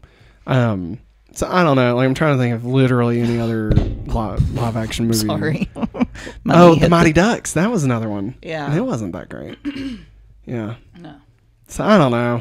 Yeah. I really just. I think I get some better creatives on this shit. They need people to plan out this crap better. Like listen to your notes. I love the idea of doing these sequel shows and movies like Disenchanted. Yeah. I love the fact that they're doing these. But it just feels like they're not doing it well. Like Hocus Pocus 2, Disenchanted, The Santa Clauses, all three not great, Yeah. and various levels of bad. Disenchanted was fine. Yeah. It should have been more than fine. Yeah. Hocus Pocus 2 was not good. No, it wasn't. And the Santa Clauses was just straight bad. Mm-hmm. So, I mean, like that's not a great track record, especially when you got stuff like Loki.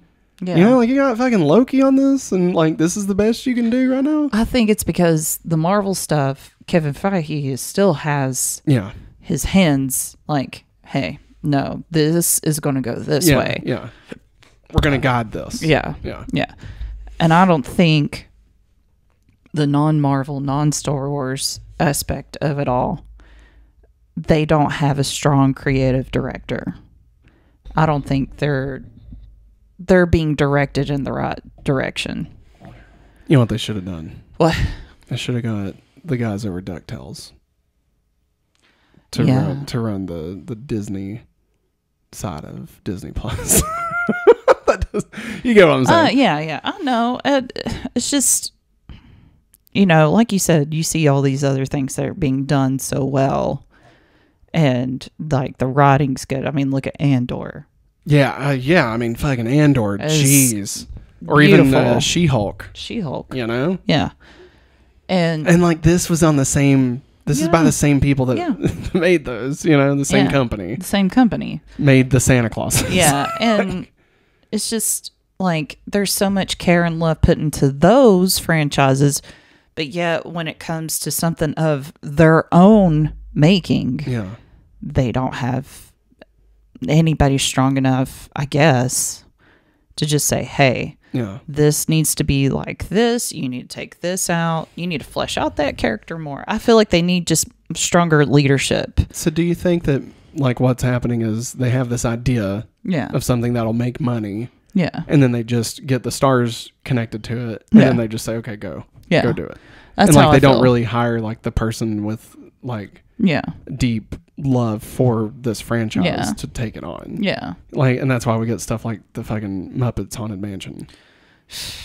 Like give that to Elise. Like Elise would have made an amazing Muppets Haunted Mansion. That give it to Jason Segel. Like that shit would have been great. And instead it's garbage. Like it was just bad. Oh man. Yeah.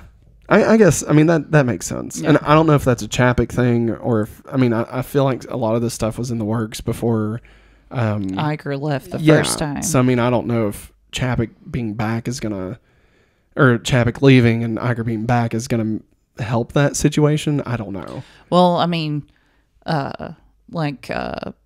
Disney Food Blog said that Iger is going to be looking more into the streaming side of things. Yeah. Because that's where a lot of the money's at. Yeah, for sure. And maybe he does something to help out in that aspect. Especially, I feel like it doesn't take a genius to see that the quality is just not there. No, it's not. On the Disney side. And it's kind of sad. It is. The Disney name, meant something. And especially in the 90s, not just with the animated features, but heavyweights. Yeah. There was some really good shit back then. First Kid, Blank Check, and there's lots of good stuff. Yeah. So yeah, I don't know. I guess I'm with you. I think that maybe they just need to find somebody that's really passionate about those franchises, and that would be kind of the difference maker. Or even if it's somebody that has an idea of how to reinvent it, like not just like passionate, like they want to get it the same, but like even if they wanted to do something different. I would have much rather have had a reboot of the Santa Claus, and it's just like what we're saying about Cal Penn, and has nothing to do with Tim Allen. Yeah, but it's that story, and he's a decent guy. Yeah, like I would have watched that, like a movie of that. Yeah, I think that would have been better than this. Yeah, so I don't know. Obviously we have Disney Plus for many reasons, mostly Marvel and Star Wars and Bluey. But I'm not going to cancel our subscription anytime soon. No. But I think I'd love to have hope for that. And I think the only time that we've gotten any good stuff from Disney Plus on the Disney side was when they did something totally different, like Chip and Dale. Yeah. You know, Yeah. like that rocked. Yeah, it did. And that was like the last time that a Disney thing rocked, you know. Anyway. But yeah, so that's the Santa Clauses, everybody. Moving on. Netflix released Glass Onion this past week. That's right, on Christmas Day, I believe, or the Friday before. Yeah, the Friday, the 23rd. Netflix released the follow-up to the hit Thanksgiving film Knives Out. Again, just going full on like advertisement right here. But no, Netflix acquired I guess the rights to the sequels. I know they're funding both 2 and 3. Yes. So we've already got 2 and 3 in the works. Yeah. Well, 2's out. Yeah. Ryan Johnson, of course, brought back to write, direct. Correct. The first Knives Out was a huge surprise. Yeah. I loved Knives Out. I get when I say surprise, I mean I wasn't expecting it to be as amazing as it was. Like, it looked good in the trailers. Yeah. You know. Looked interesting. I mean, all the actors and actresses that's in it. I was a little, at first, a little put off by the accent of, what's his name? Because, you know, just anytime somebody sounds like Colonel Sanders, I start thinking about... Benoit Blanc. I start thinking about Lady Killers. Yeah. With Tom Hanks. Yeah. And I'm like, I don't know. No, he makes it work though. Yeah, no, it totally works in this. Yeah. And I don't know if he actually sounds like Colonel Sanders. I guess that's not really the accent. Blanc. But you know, so we love that, and I loved how the first Knives Out really like went against the idea of what a murder mystery is. Like, you knew who committed the murder within the first 30 minutes. Yeah. But like the movie was still so engrossing, you know? Yeah. And like just the way it talked about some things. I've said this, that I believe Knives Out was his response to the Star Wars. Yeah, to the hate on The Last Jedi. Yeah. Like, there's a lot of stuff in that that's very much like, this is, you know, fuck you. Yeah. You know? Yeah. But so going into this one, you know, I was curious how a movie like this would work, where we're losing everybody from the first movie, but we're it's just one character going from story to story, you know, and that very rarely actually works. Yes. You know,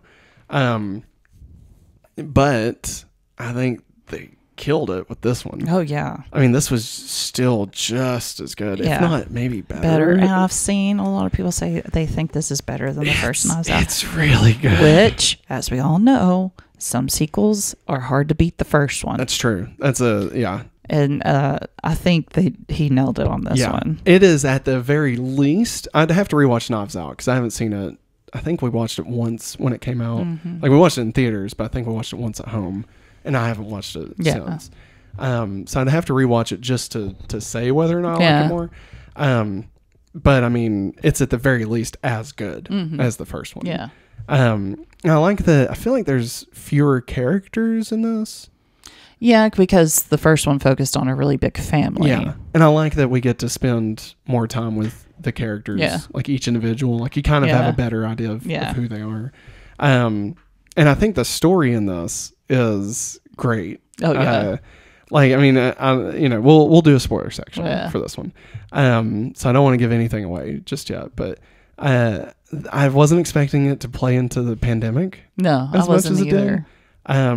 Which is really interesting. Like, I'm usually very pandemic, like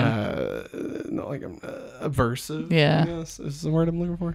Where I just don't want to watch stuff about it. I'm living it. You know what I mean? Like, I'm living it. I don't need to watch it. Like, that's why we stopped watching the morning show, because I was just like, I can't, like, I can't do this again. No. But like, seeing it in this, it wasn't so, like, it didn't hurt to see it, and I was just surprised that it played as much into it.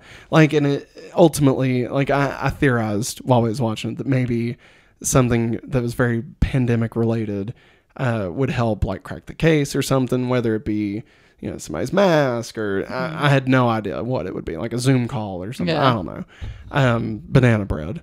But Like it doesn't do any of that. The pandemic is just there. Like it just is factual to the time. Yeah. And like, it's just an odd choice. I mean, like, I don't hate it. I just was surprised. And like, it definitely like sets this movie in a certain place in time. Like, you know, and right now it feels normal, but like in 20 years, if somebody goes back and watches this, like, you know, how is that going to feel? Yeah. And like, is that a good thing or a bad thing? Or like, I don't know. Like, I don't know. It's just a very interesting thing to kind of mull over, you know? But I guess like in I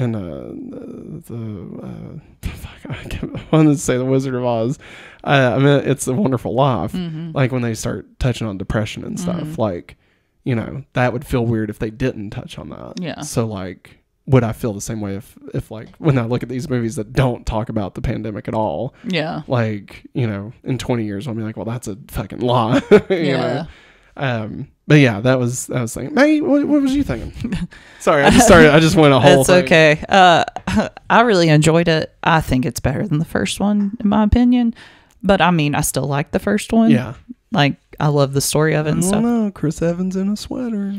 I know, that's all that comes to my mind when I think about the first one. But all the characters, they do a really good job of, you know, showing how they are, what they do, who's your daddy, and what how does he they're do? how they're all connected, and how Benoit Blanc gets into it. I like it. Yeah. But I mean, I really like the story of it and stuff. It got crazy. Yeah. And I liked that the first one, like we said, the first one had, you know, kind of the reveal of who the killer was early on. Yeah. And this one, I mean, this isn't spoilers, but this one doesn't follow the same route as the first one. Yeah. But it still has its own, like it very much has its own storytelling devices that, you know, reveal and twist and like make you think that you saw one thing, but then turns out you actually saw something else. Yeah. And like it plays with your memory, you know? Yeah. Which is always really cool in these. Like there was one scene where it almost looked like they had altered the scene. Yeah. So the first time you see the scene, it didn't show everything. Yeah. Which was going to be a huge letdown to me. Because like murder mystery movies, you have to, in order for them to not suck, it has to be possible or plausible for you to be able to not solve it, but for everything to be honest, you know? And like, if you are paying enough attention, then you maybe could figure it out, right? Yeah. I don't think this one necessarily would be that way. But you can't lie to the audience. You can't, you know, show something, remove somebody from the scene, and then show it again and have the person there when they definitely weren't there the first time. Yeah. And like, this one doesn't do that. Like, it is factual through every scene that it does. Even upon revisiting that scene, everything is exactly how it was. Yeah. And so I really appreciated that. Yeah. Because when movies like this start lying, it doesn't make it good. No. You know? Like, I'm trying to think. There was one of the Scream movies, I think, where like it made just absolutely no fucking sense. No, I mean, you know? Another good example of a movie that's doing like what Glass Onion did, Clue.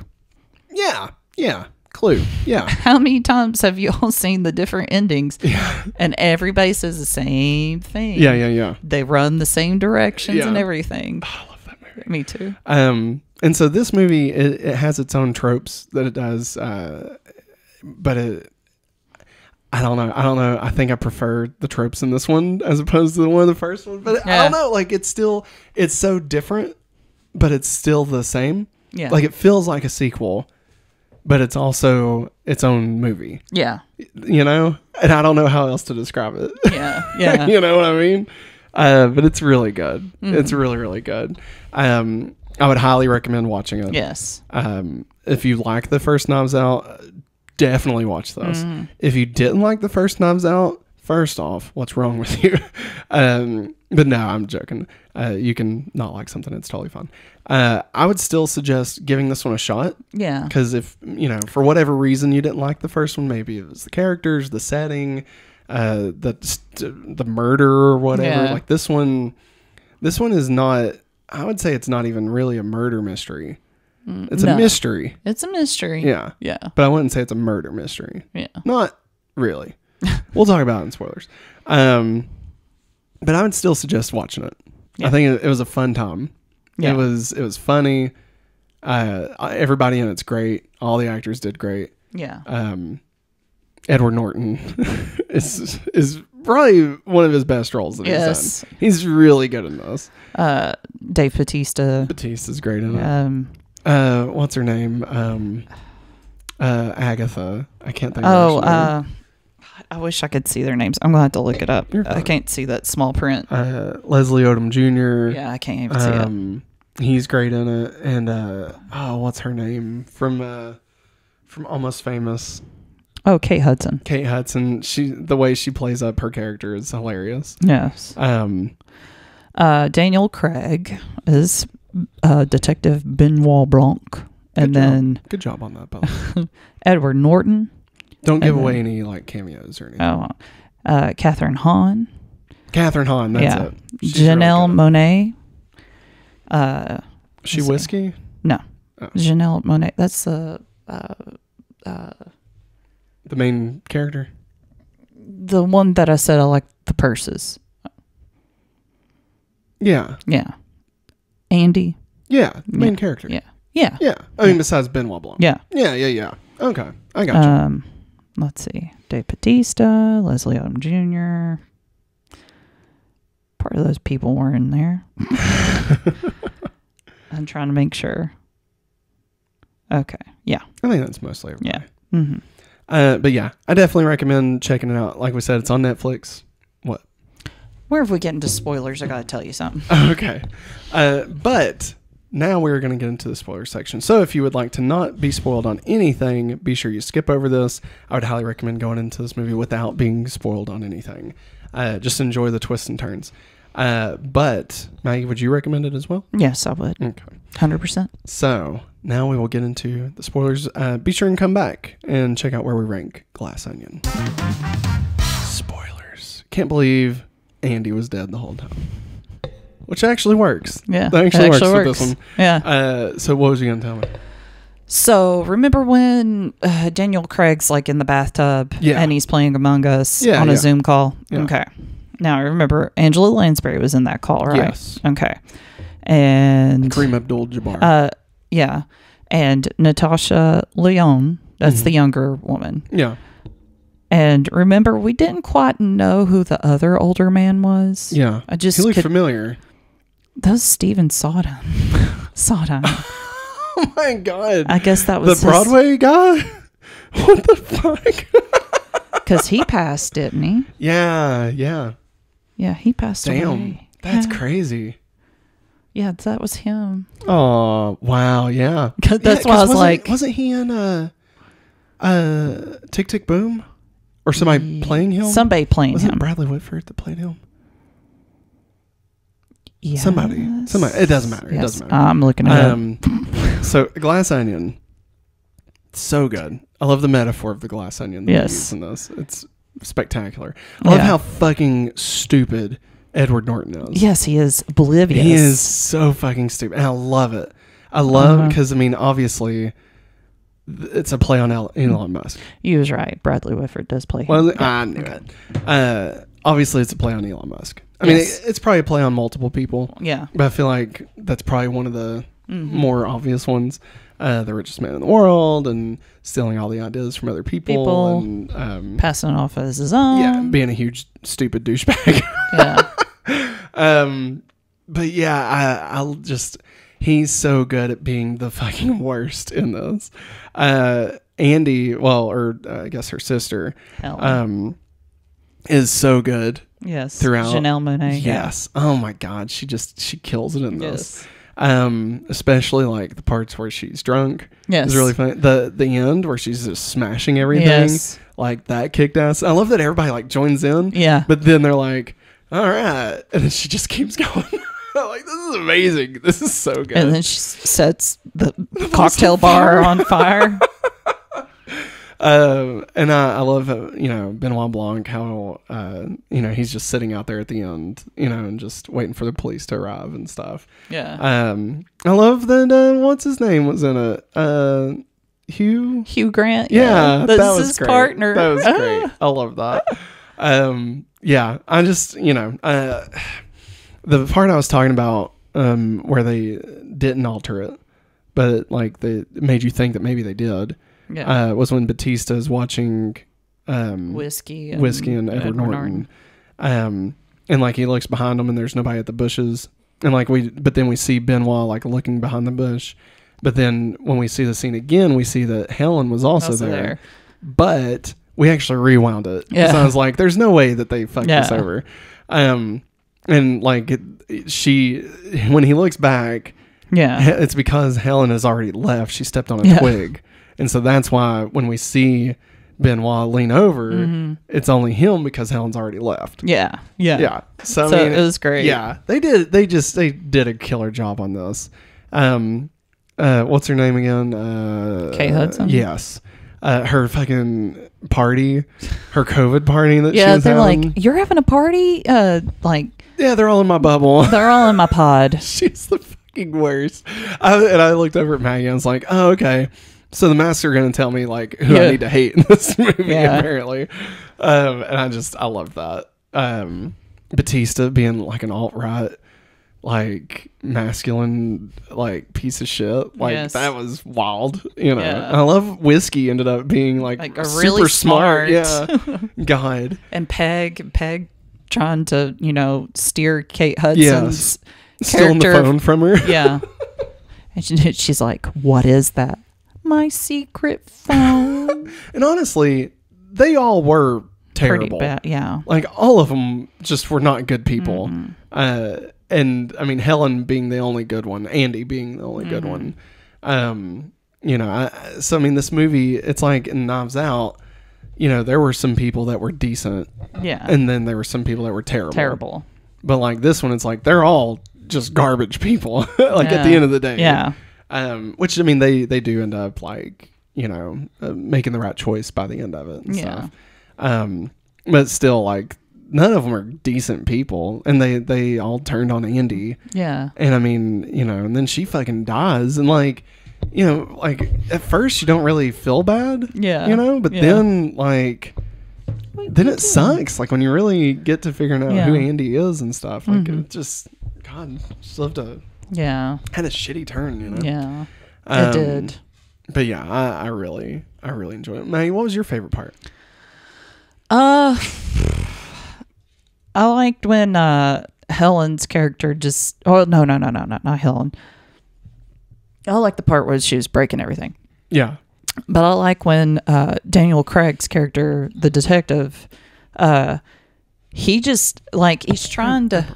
I'm trying to figure out what she's doing. He's trying to keep them distracted from the fact that Helen's up in the glass onion looking for the napkin. Yeah. And he just decides at that one point he's just going to rip into Edward Norton. And talk about how stupid he is. Talk about how just stupid he is and how he steals things. Like he's like, I said, it's like putting a loaded gun on the table and turn off the lights. That's what he did. Yeah, that was great. I was going to say he's like, you didn't even put any panache into it. Yeah. He said, even your murder mystery party tonight, you even got somebody else to write it for you. And Edward Norton getting annoyed at Benoit at the fact that he could figure out everything. But I love how Daniel Craig just rips into him and says, that's not a real word. Yeah. That imbreviate, that's not a real word. It goes back and shows him saying the wrong word. Yes. Yeah. Oh and, my God. So reclamation, you said that wrong. That's not the meaning of that word. He is really good in those. Yeah, he is. I think he enjoys it. Oh, I bet. I mean, after playing James Bond for so long, he's wanted to be out of James Bond for like for a 2 long decades time. at this point. Yeah. And I mean, how long did it take for that James Bond my movie, God. the last one, to come out? Yeah. It was like 4 years or something. Yeah. But I really like that. I really like the fact that he just flat out ripped into him. And then I like when they, when we think Andy is shot. Yeah. Yeah. And he cries. And I was like, oh my God, he's crying. Yeah. And then just hard stop. And guess what? Here's the twist. Yeah. It was good. And the real Andy's actually dead. Yeah. But her twin sister, Helen, wants to get this figured out. So good. Like the layers. And I love how they work together. Yeah. Yeah. He's like, you're really good at this. You really know how to snoop. I almost wish she'd become his Watson in the next one. I feel like just the way he looked at her at the end, Yeah. I was like, are we going to see Helen again? I mean, this would be great. It'd be great. But I mean, honestly, whatever they do in the next one, I'll like. No. I mean, after this, like, I'm down for however many they want to do. Yeah.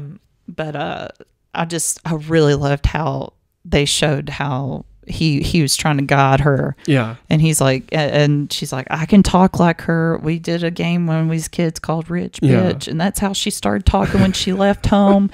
And I can't believe that. And, you know, you even called out when she made the clue board on her. Yeah, on her it's a little truth pocket. table. Yeah. I knew that from college. We had to solve stuff like that. We would have to read a problem and you have to make a truth table like that. But she wrote, I was like, she's making a truth table. I said, that's from Clue. Because it helps you figure out who did it. Because on Clue, it shows all the places and the people and the weapons. Yeah. And you have to go through and figure out, well, this person didn't do that. Well, they had this. Yeah. But I really liked that. I thought that was funny. I like that the movie itself it's metaphor. Yeah. Like you can see from the beginning that it's Edward Norton. Yeah. You know, like it's obviously him. Mm-hmm. He's obviously the bad guy of the movie. Yeah. Like with everything he's doing, with the puzzles, with all that, like it's painfully obvious. Mm-hmm. But there's all these layers, right? And you have to peel back all these clear layers. Mm-hmm. So like you can see the middle, like you see what's at the center of all this, but we still have to get through all the layers. And because of that, we're not, you know, we don't really give in to thinking it's Edward Norton. No. Because we think it's deeper layered than that, you know? And it is, but it is also still Edward Norton. Yes. You know? Like, and I love that. Like, I don't know, man. He's just, Ryan Johnson's just so good at this shit. Like, I still think, I'm not getting into Star Wars talk. Last Jedi wasn't the right move for that trilogy, and follow up to it was also not the right move by any means. Yeah. I think his Star Wars movies that are his own characters and stuff will be fucking phenomenal. Yes. I think he just was given a bad bag. Yeah. And I think that was the problem, was that they didn't have a structure in place to be like, this is where we're needing the story to go. They're just like, fucking do whatever you want, you know? And he did. And like, people weren't good with that. No. Rightfully or wrongfully. But yeah, no, I think it's just so good. So phenomenal. I'm very curious how our list is going to shake out after all those. So, anything else you'd like to say while we're in spoilers? No. All right. Definitely check it out. Welcome back. If you didn't join us for the spoiler section of Glass Onion, or if you skipped over some of the reviews, welcome. We are now non-spoilers on anything. Any of the movies we talk about, we will not be talking spoilers. We're going to get into our winter 2022 ranking. And I'm just now realizing we're still going to be doing winter 2022 ranking in January. Maybe we put dash 2023. I guess. I don't like it. All right. So currently the ranking is at number 6, Black Panther, Wakanda Forever. Number 5, Disenchanted. Number 4, Andor. Number 3, Guardians of the Galaxy, the holiday special. Number 2, Spirited. Number 1, Avatar 2, The Way of Water. Let's take these one by one.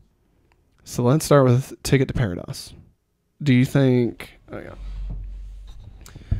I would put. I'm thinking below Andor. Yes. Yeah. Mm-hmm. You think so? Mm-hmm. All right. I'm down with that. Take it to paradise. Won't you pack your bags and leave and day after tomorrow? All right. The Fabelmans. All right. This one's tough. I really, really liked it. I have a spot that I could throw out, but I don't. No. I don't like. Well, I don't like saying it first because I feel like I messed No, with your because thinking. I'm really conflicted about where to put it. I'm thinking above Guardians of the Galaxy Holiday Special, below Spirited. Yeah. Because I like the Holiday Special, but I feel like Fabelmans is better. Mm-hmm. But I think Spirited is special. Mm-hmm. Yeah. Whereas, I mean, look, if we're talking critic-wise, like, yeah, I mean, I think Fabelmans is a better made movie. Yeah. But Spirited was fantastic in all the best ways. Yeah. You know? Mm-hmm. Whereas The Fabelmans is just a really fucking well done movie. Yeah. Nothing against it. No. Okay. So, new number 3? Mm-hmm. All right. All right. Next up, we got Bullet Train. I have a slot. I would say, I'll be honest, I'd say above the Guardians of the Galaxy Holiday. That's exactly what I was thinking. Thinking. So below Fabelmans, above Guardians. Yeah. It's really freaking good, man. All right. I think we know where this one's going to go. Santa Claus is, I think, below Black Panther. Below? Mm-hmm. Yeah, no, it is. Absolutely. It is. Do we even need to talk about it? No, we do not. Okay. I don't want to talk about it anymore. We talked about it too long earlier. We did. We really did. All right. And then last. Now, this one is the fun one.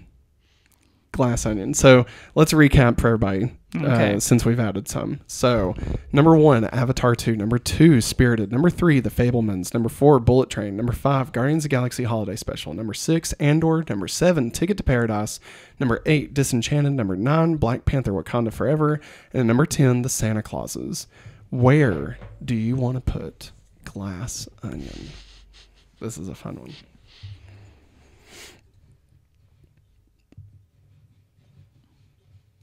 I think I know what you're going to say. Number 1. No way. Really? I knew he was going to say that. All right, bucko. I think number 2. I think Avatar is still above Glass Onion. But I want to hear your reasoning for Glass Onion being above Avatar.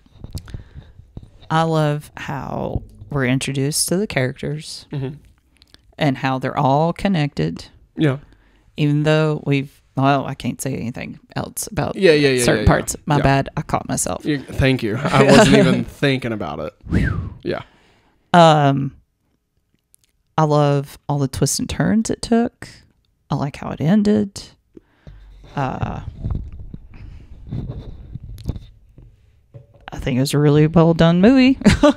I know Avatar 2 was also. Did you cry in Glass Onion? No, and I didn't cry during Avatar. You didn't cry in Avatar? Mm-mm. Nope. I would water it up a little bit, but nothing came out. That counts. That counts. That doesn't count for a number one movie. That doesn't count for a number one movie. No, I'm not saying that. I'm just saying like that counts as crying. Okay. If you get misty-eyed, that counts. Okay. And I think that should be something you consider because that is an emotional connection that you are able to make with the characters that didn't necessarily made in Glass Onion. That's just a part of it. I'm just saying. I think that, and these two are both phenomenal films. Okay, this is not saying that one is a bad movie. Yeah. Like both of these are equal. At the very least. Yeah. Right. I think for what was accomplished with Avatar was a much deeper accomplishment than Glass Onion. Just from, and this isn't a critic thing, like, but just from like a technical standpoint of me watching a 3-hour movie with blue monkey people and not only being able to get emotionally invested in that in a world that doesn't exist, in a completely digital fabrication of a world, and to not only make it through 3 hours, but want another 3 hours immediately following. Like when Glass Onion ended, I was like, oh, this was fucking awesome. I loved this movie. I wasn't necessarily thinking like, I wish this movie had been longer. Like, I liked the pace that it was, and I liked that it ended when it did. Like, I felt like it didn't overstay its welcome. You know? Whereas Avatar, I really would want more if I could have it. Like, if it had been longer, I would have been happy, because they just had more time to just exist in this world. Whereas Glass Onion, and I mean, that's part of the storytelling, is like, you know, you don't want to spend too much time because then it just starts meandering, you know, but Avatar was able to just exist in this vast, you know, no, I don't want to end it there. You need to talk more about your opinion. I don't like it when it's you reminded me of stuff. I don't like it when it's me convincing you to go with my opinion.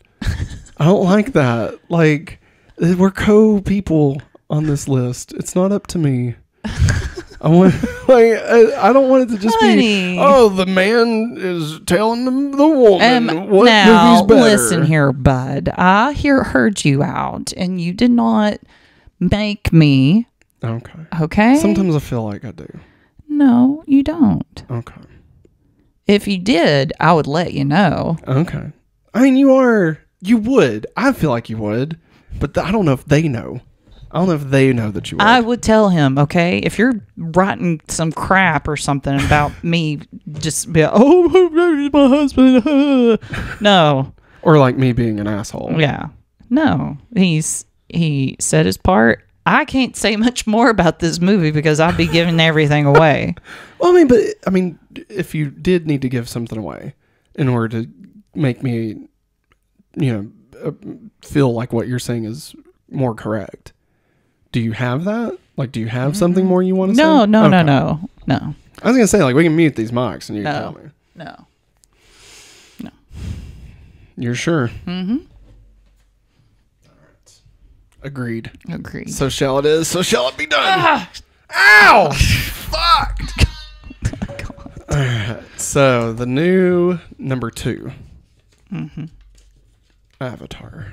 I'm kidding. Glass Onion. All right, Maggie, you want to read us the list off? Remember, the numbers are not correct. Oh, no. Number 1, Avatar 2. Number 2, Glass Onion. Number 3, Spirited. Number 4, The Fabelmans. Number 5, Bullet Train. Number 6, Guardians of the Galaxy Holiday Special. Number 7, Andor. Number 8, Ticket to Paradise. Number 9, Disenchanted. Number 10, Black Panther Wakanda Forever. I'm getting tongue-tied. And number 11, The Santa Clauses. The fact that 4 out of 5 of these that we watched this week made it to the top 5. Yeah. Well. Wait, 1, 2, 3, 4. Yeah, top 6. Yeah. I mean, that's pretty good. That's a pretty good run of movies right there. Don't sleep on them. Yeah, definitely. I mean, if I could only tell you to watch one of them, I mean, I'd probably say Spirited. Honestly. Out of the top. I mean, just out of the whole list. Like, if I had to pick one, I mean, me personally, I think Avatar is like the best movie. Me personally, Spirited. But yeah, I mean, like, if I was recommending, like, you know, Spirited just blew me away. Yeah. You know, but I mean, a lot of these did. I mean, all the way down to Andor was just phenomenal. You know, like it's a good chunk of things, good chunk of stuff. We in the toilet zone? Yeah, I like it. But what did you think, everybody? Did you enjoy Glass Onion? Did you enjoy the Santa Clauses? Did you enjoy Bullet Train? Did you enjoy the Fabelmans? Did you enjoy Ticket to Paradise? Let us know in the comments. Did you enjoy? Let's just rant and rave about the Santa Clauses.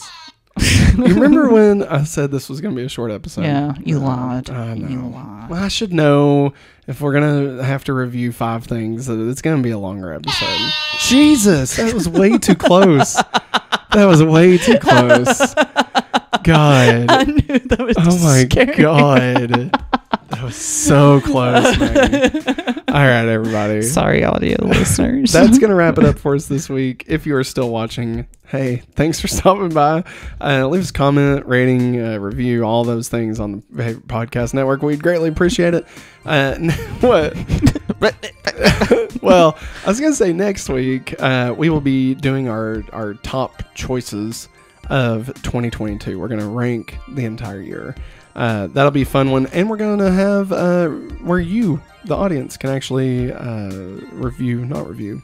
vote for your favorites for the year. We got you to send in your nominations last week, so now you actually get to do it. What was you doing? It looked like it was loose. Is it still recording, right? Yep. Okay. God Sorry. almighty. I'm so sorry. You're fine. I was like, what the fuck? Like, she just cuts it off. I'm like, well, Show's over, everybody. Bye. But yeah, so definitely be on the lookout for that. We'll be sharing the links to those this week. Oh my God, just keep going. But that's gonna wrap it up, everybody. It's Christmas. We gotta go eat some Christmas dinner. Ravioli. Pizza? Ravioli? I mean, we can do pizza. Oh. I mean, ravioli sounds good. Yeah. Whatever. Whatever. I can make my waffles. I'm not gonna make waffles right now. We'll make them tomorrow. The Christmas Crunch waffles. Yeah. I'm gonna tell everybody, I make some goddamn good pancakes and waffles. All right. He does. Yeah. One of these days, y'all are gonna have to eat them. But that day will be so long away. So Never until happen. then, thank you for watching, and as always, Have a hopefully awesome day. bye.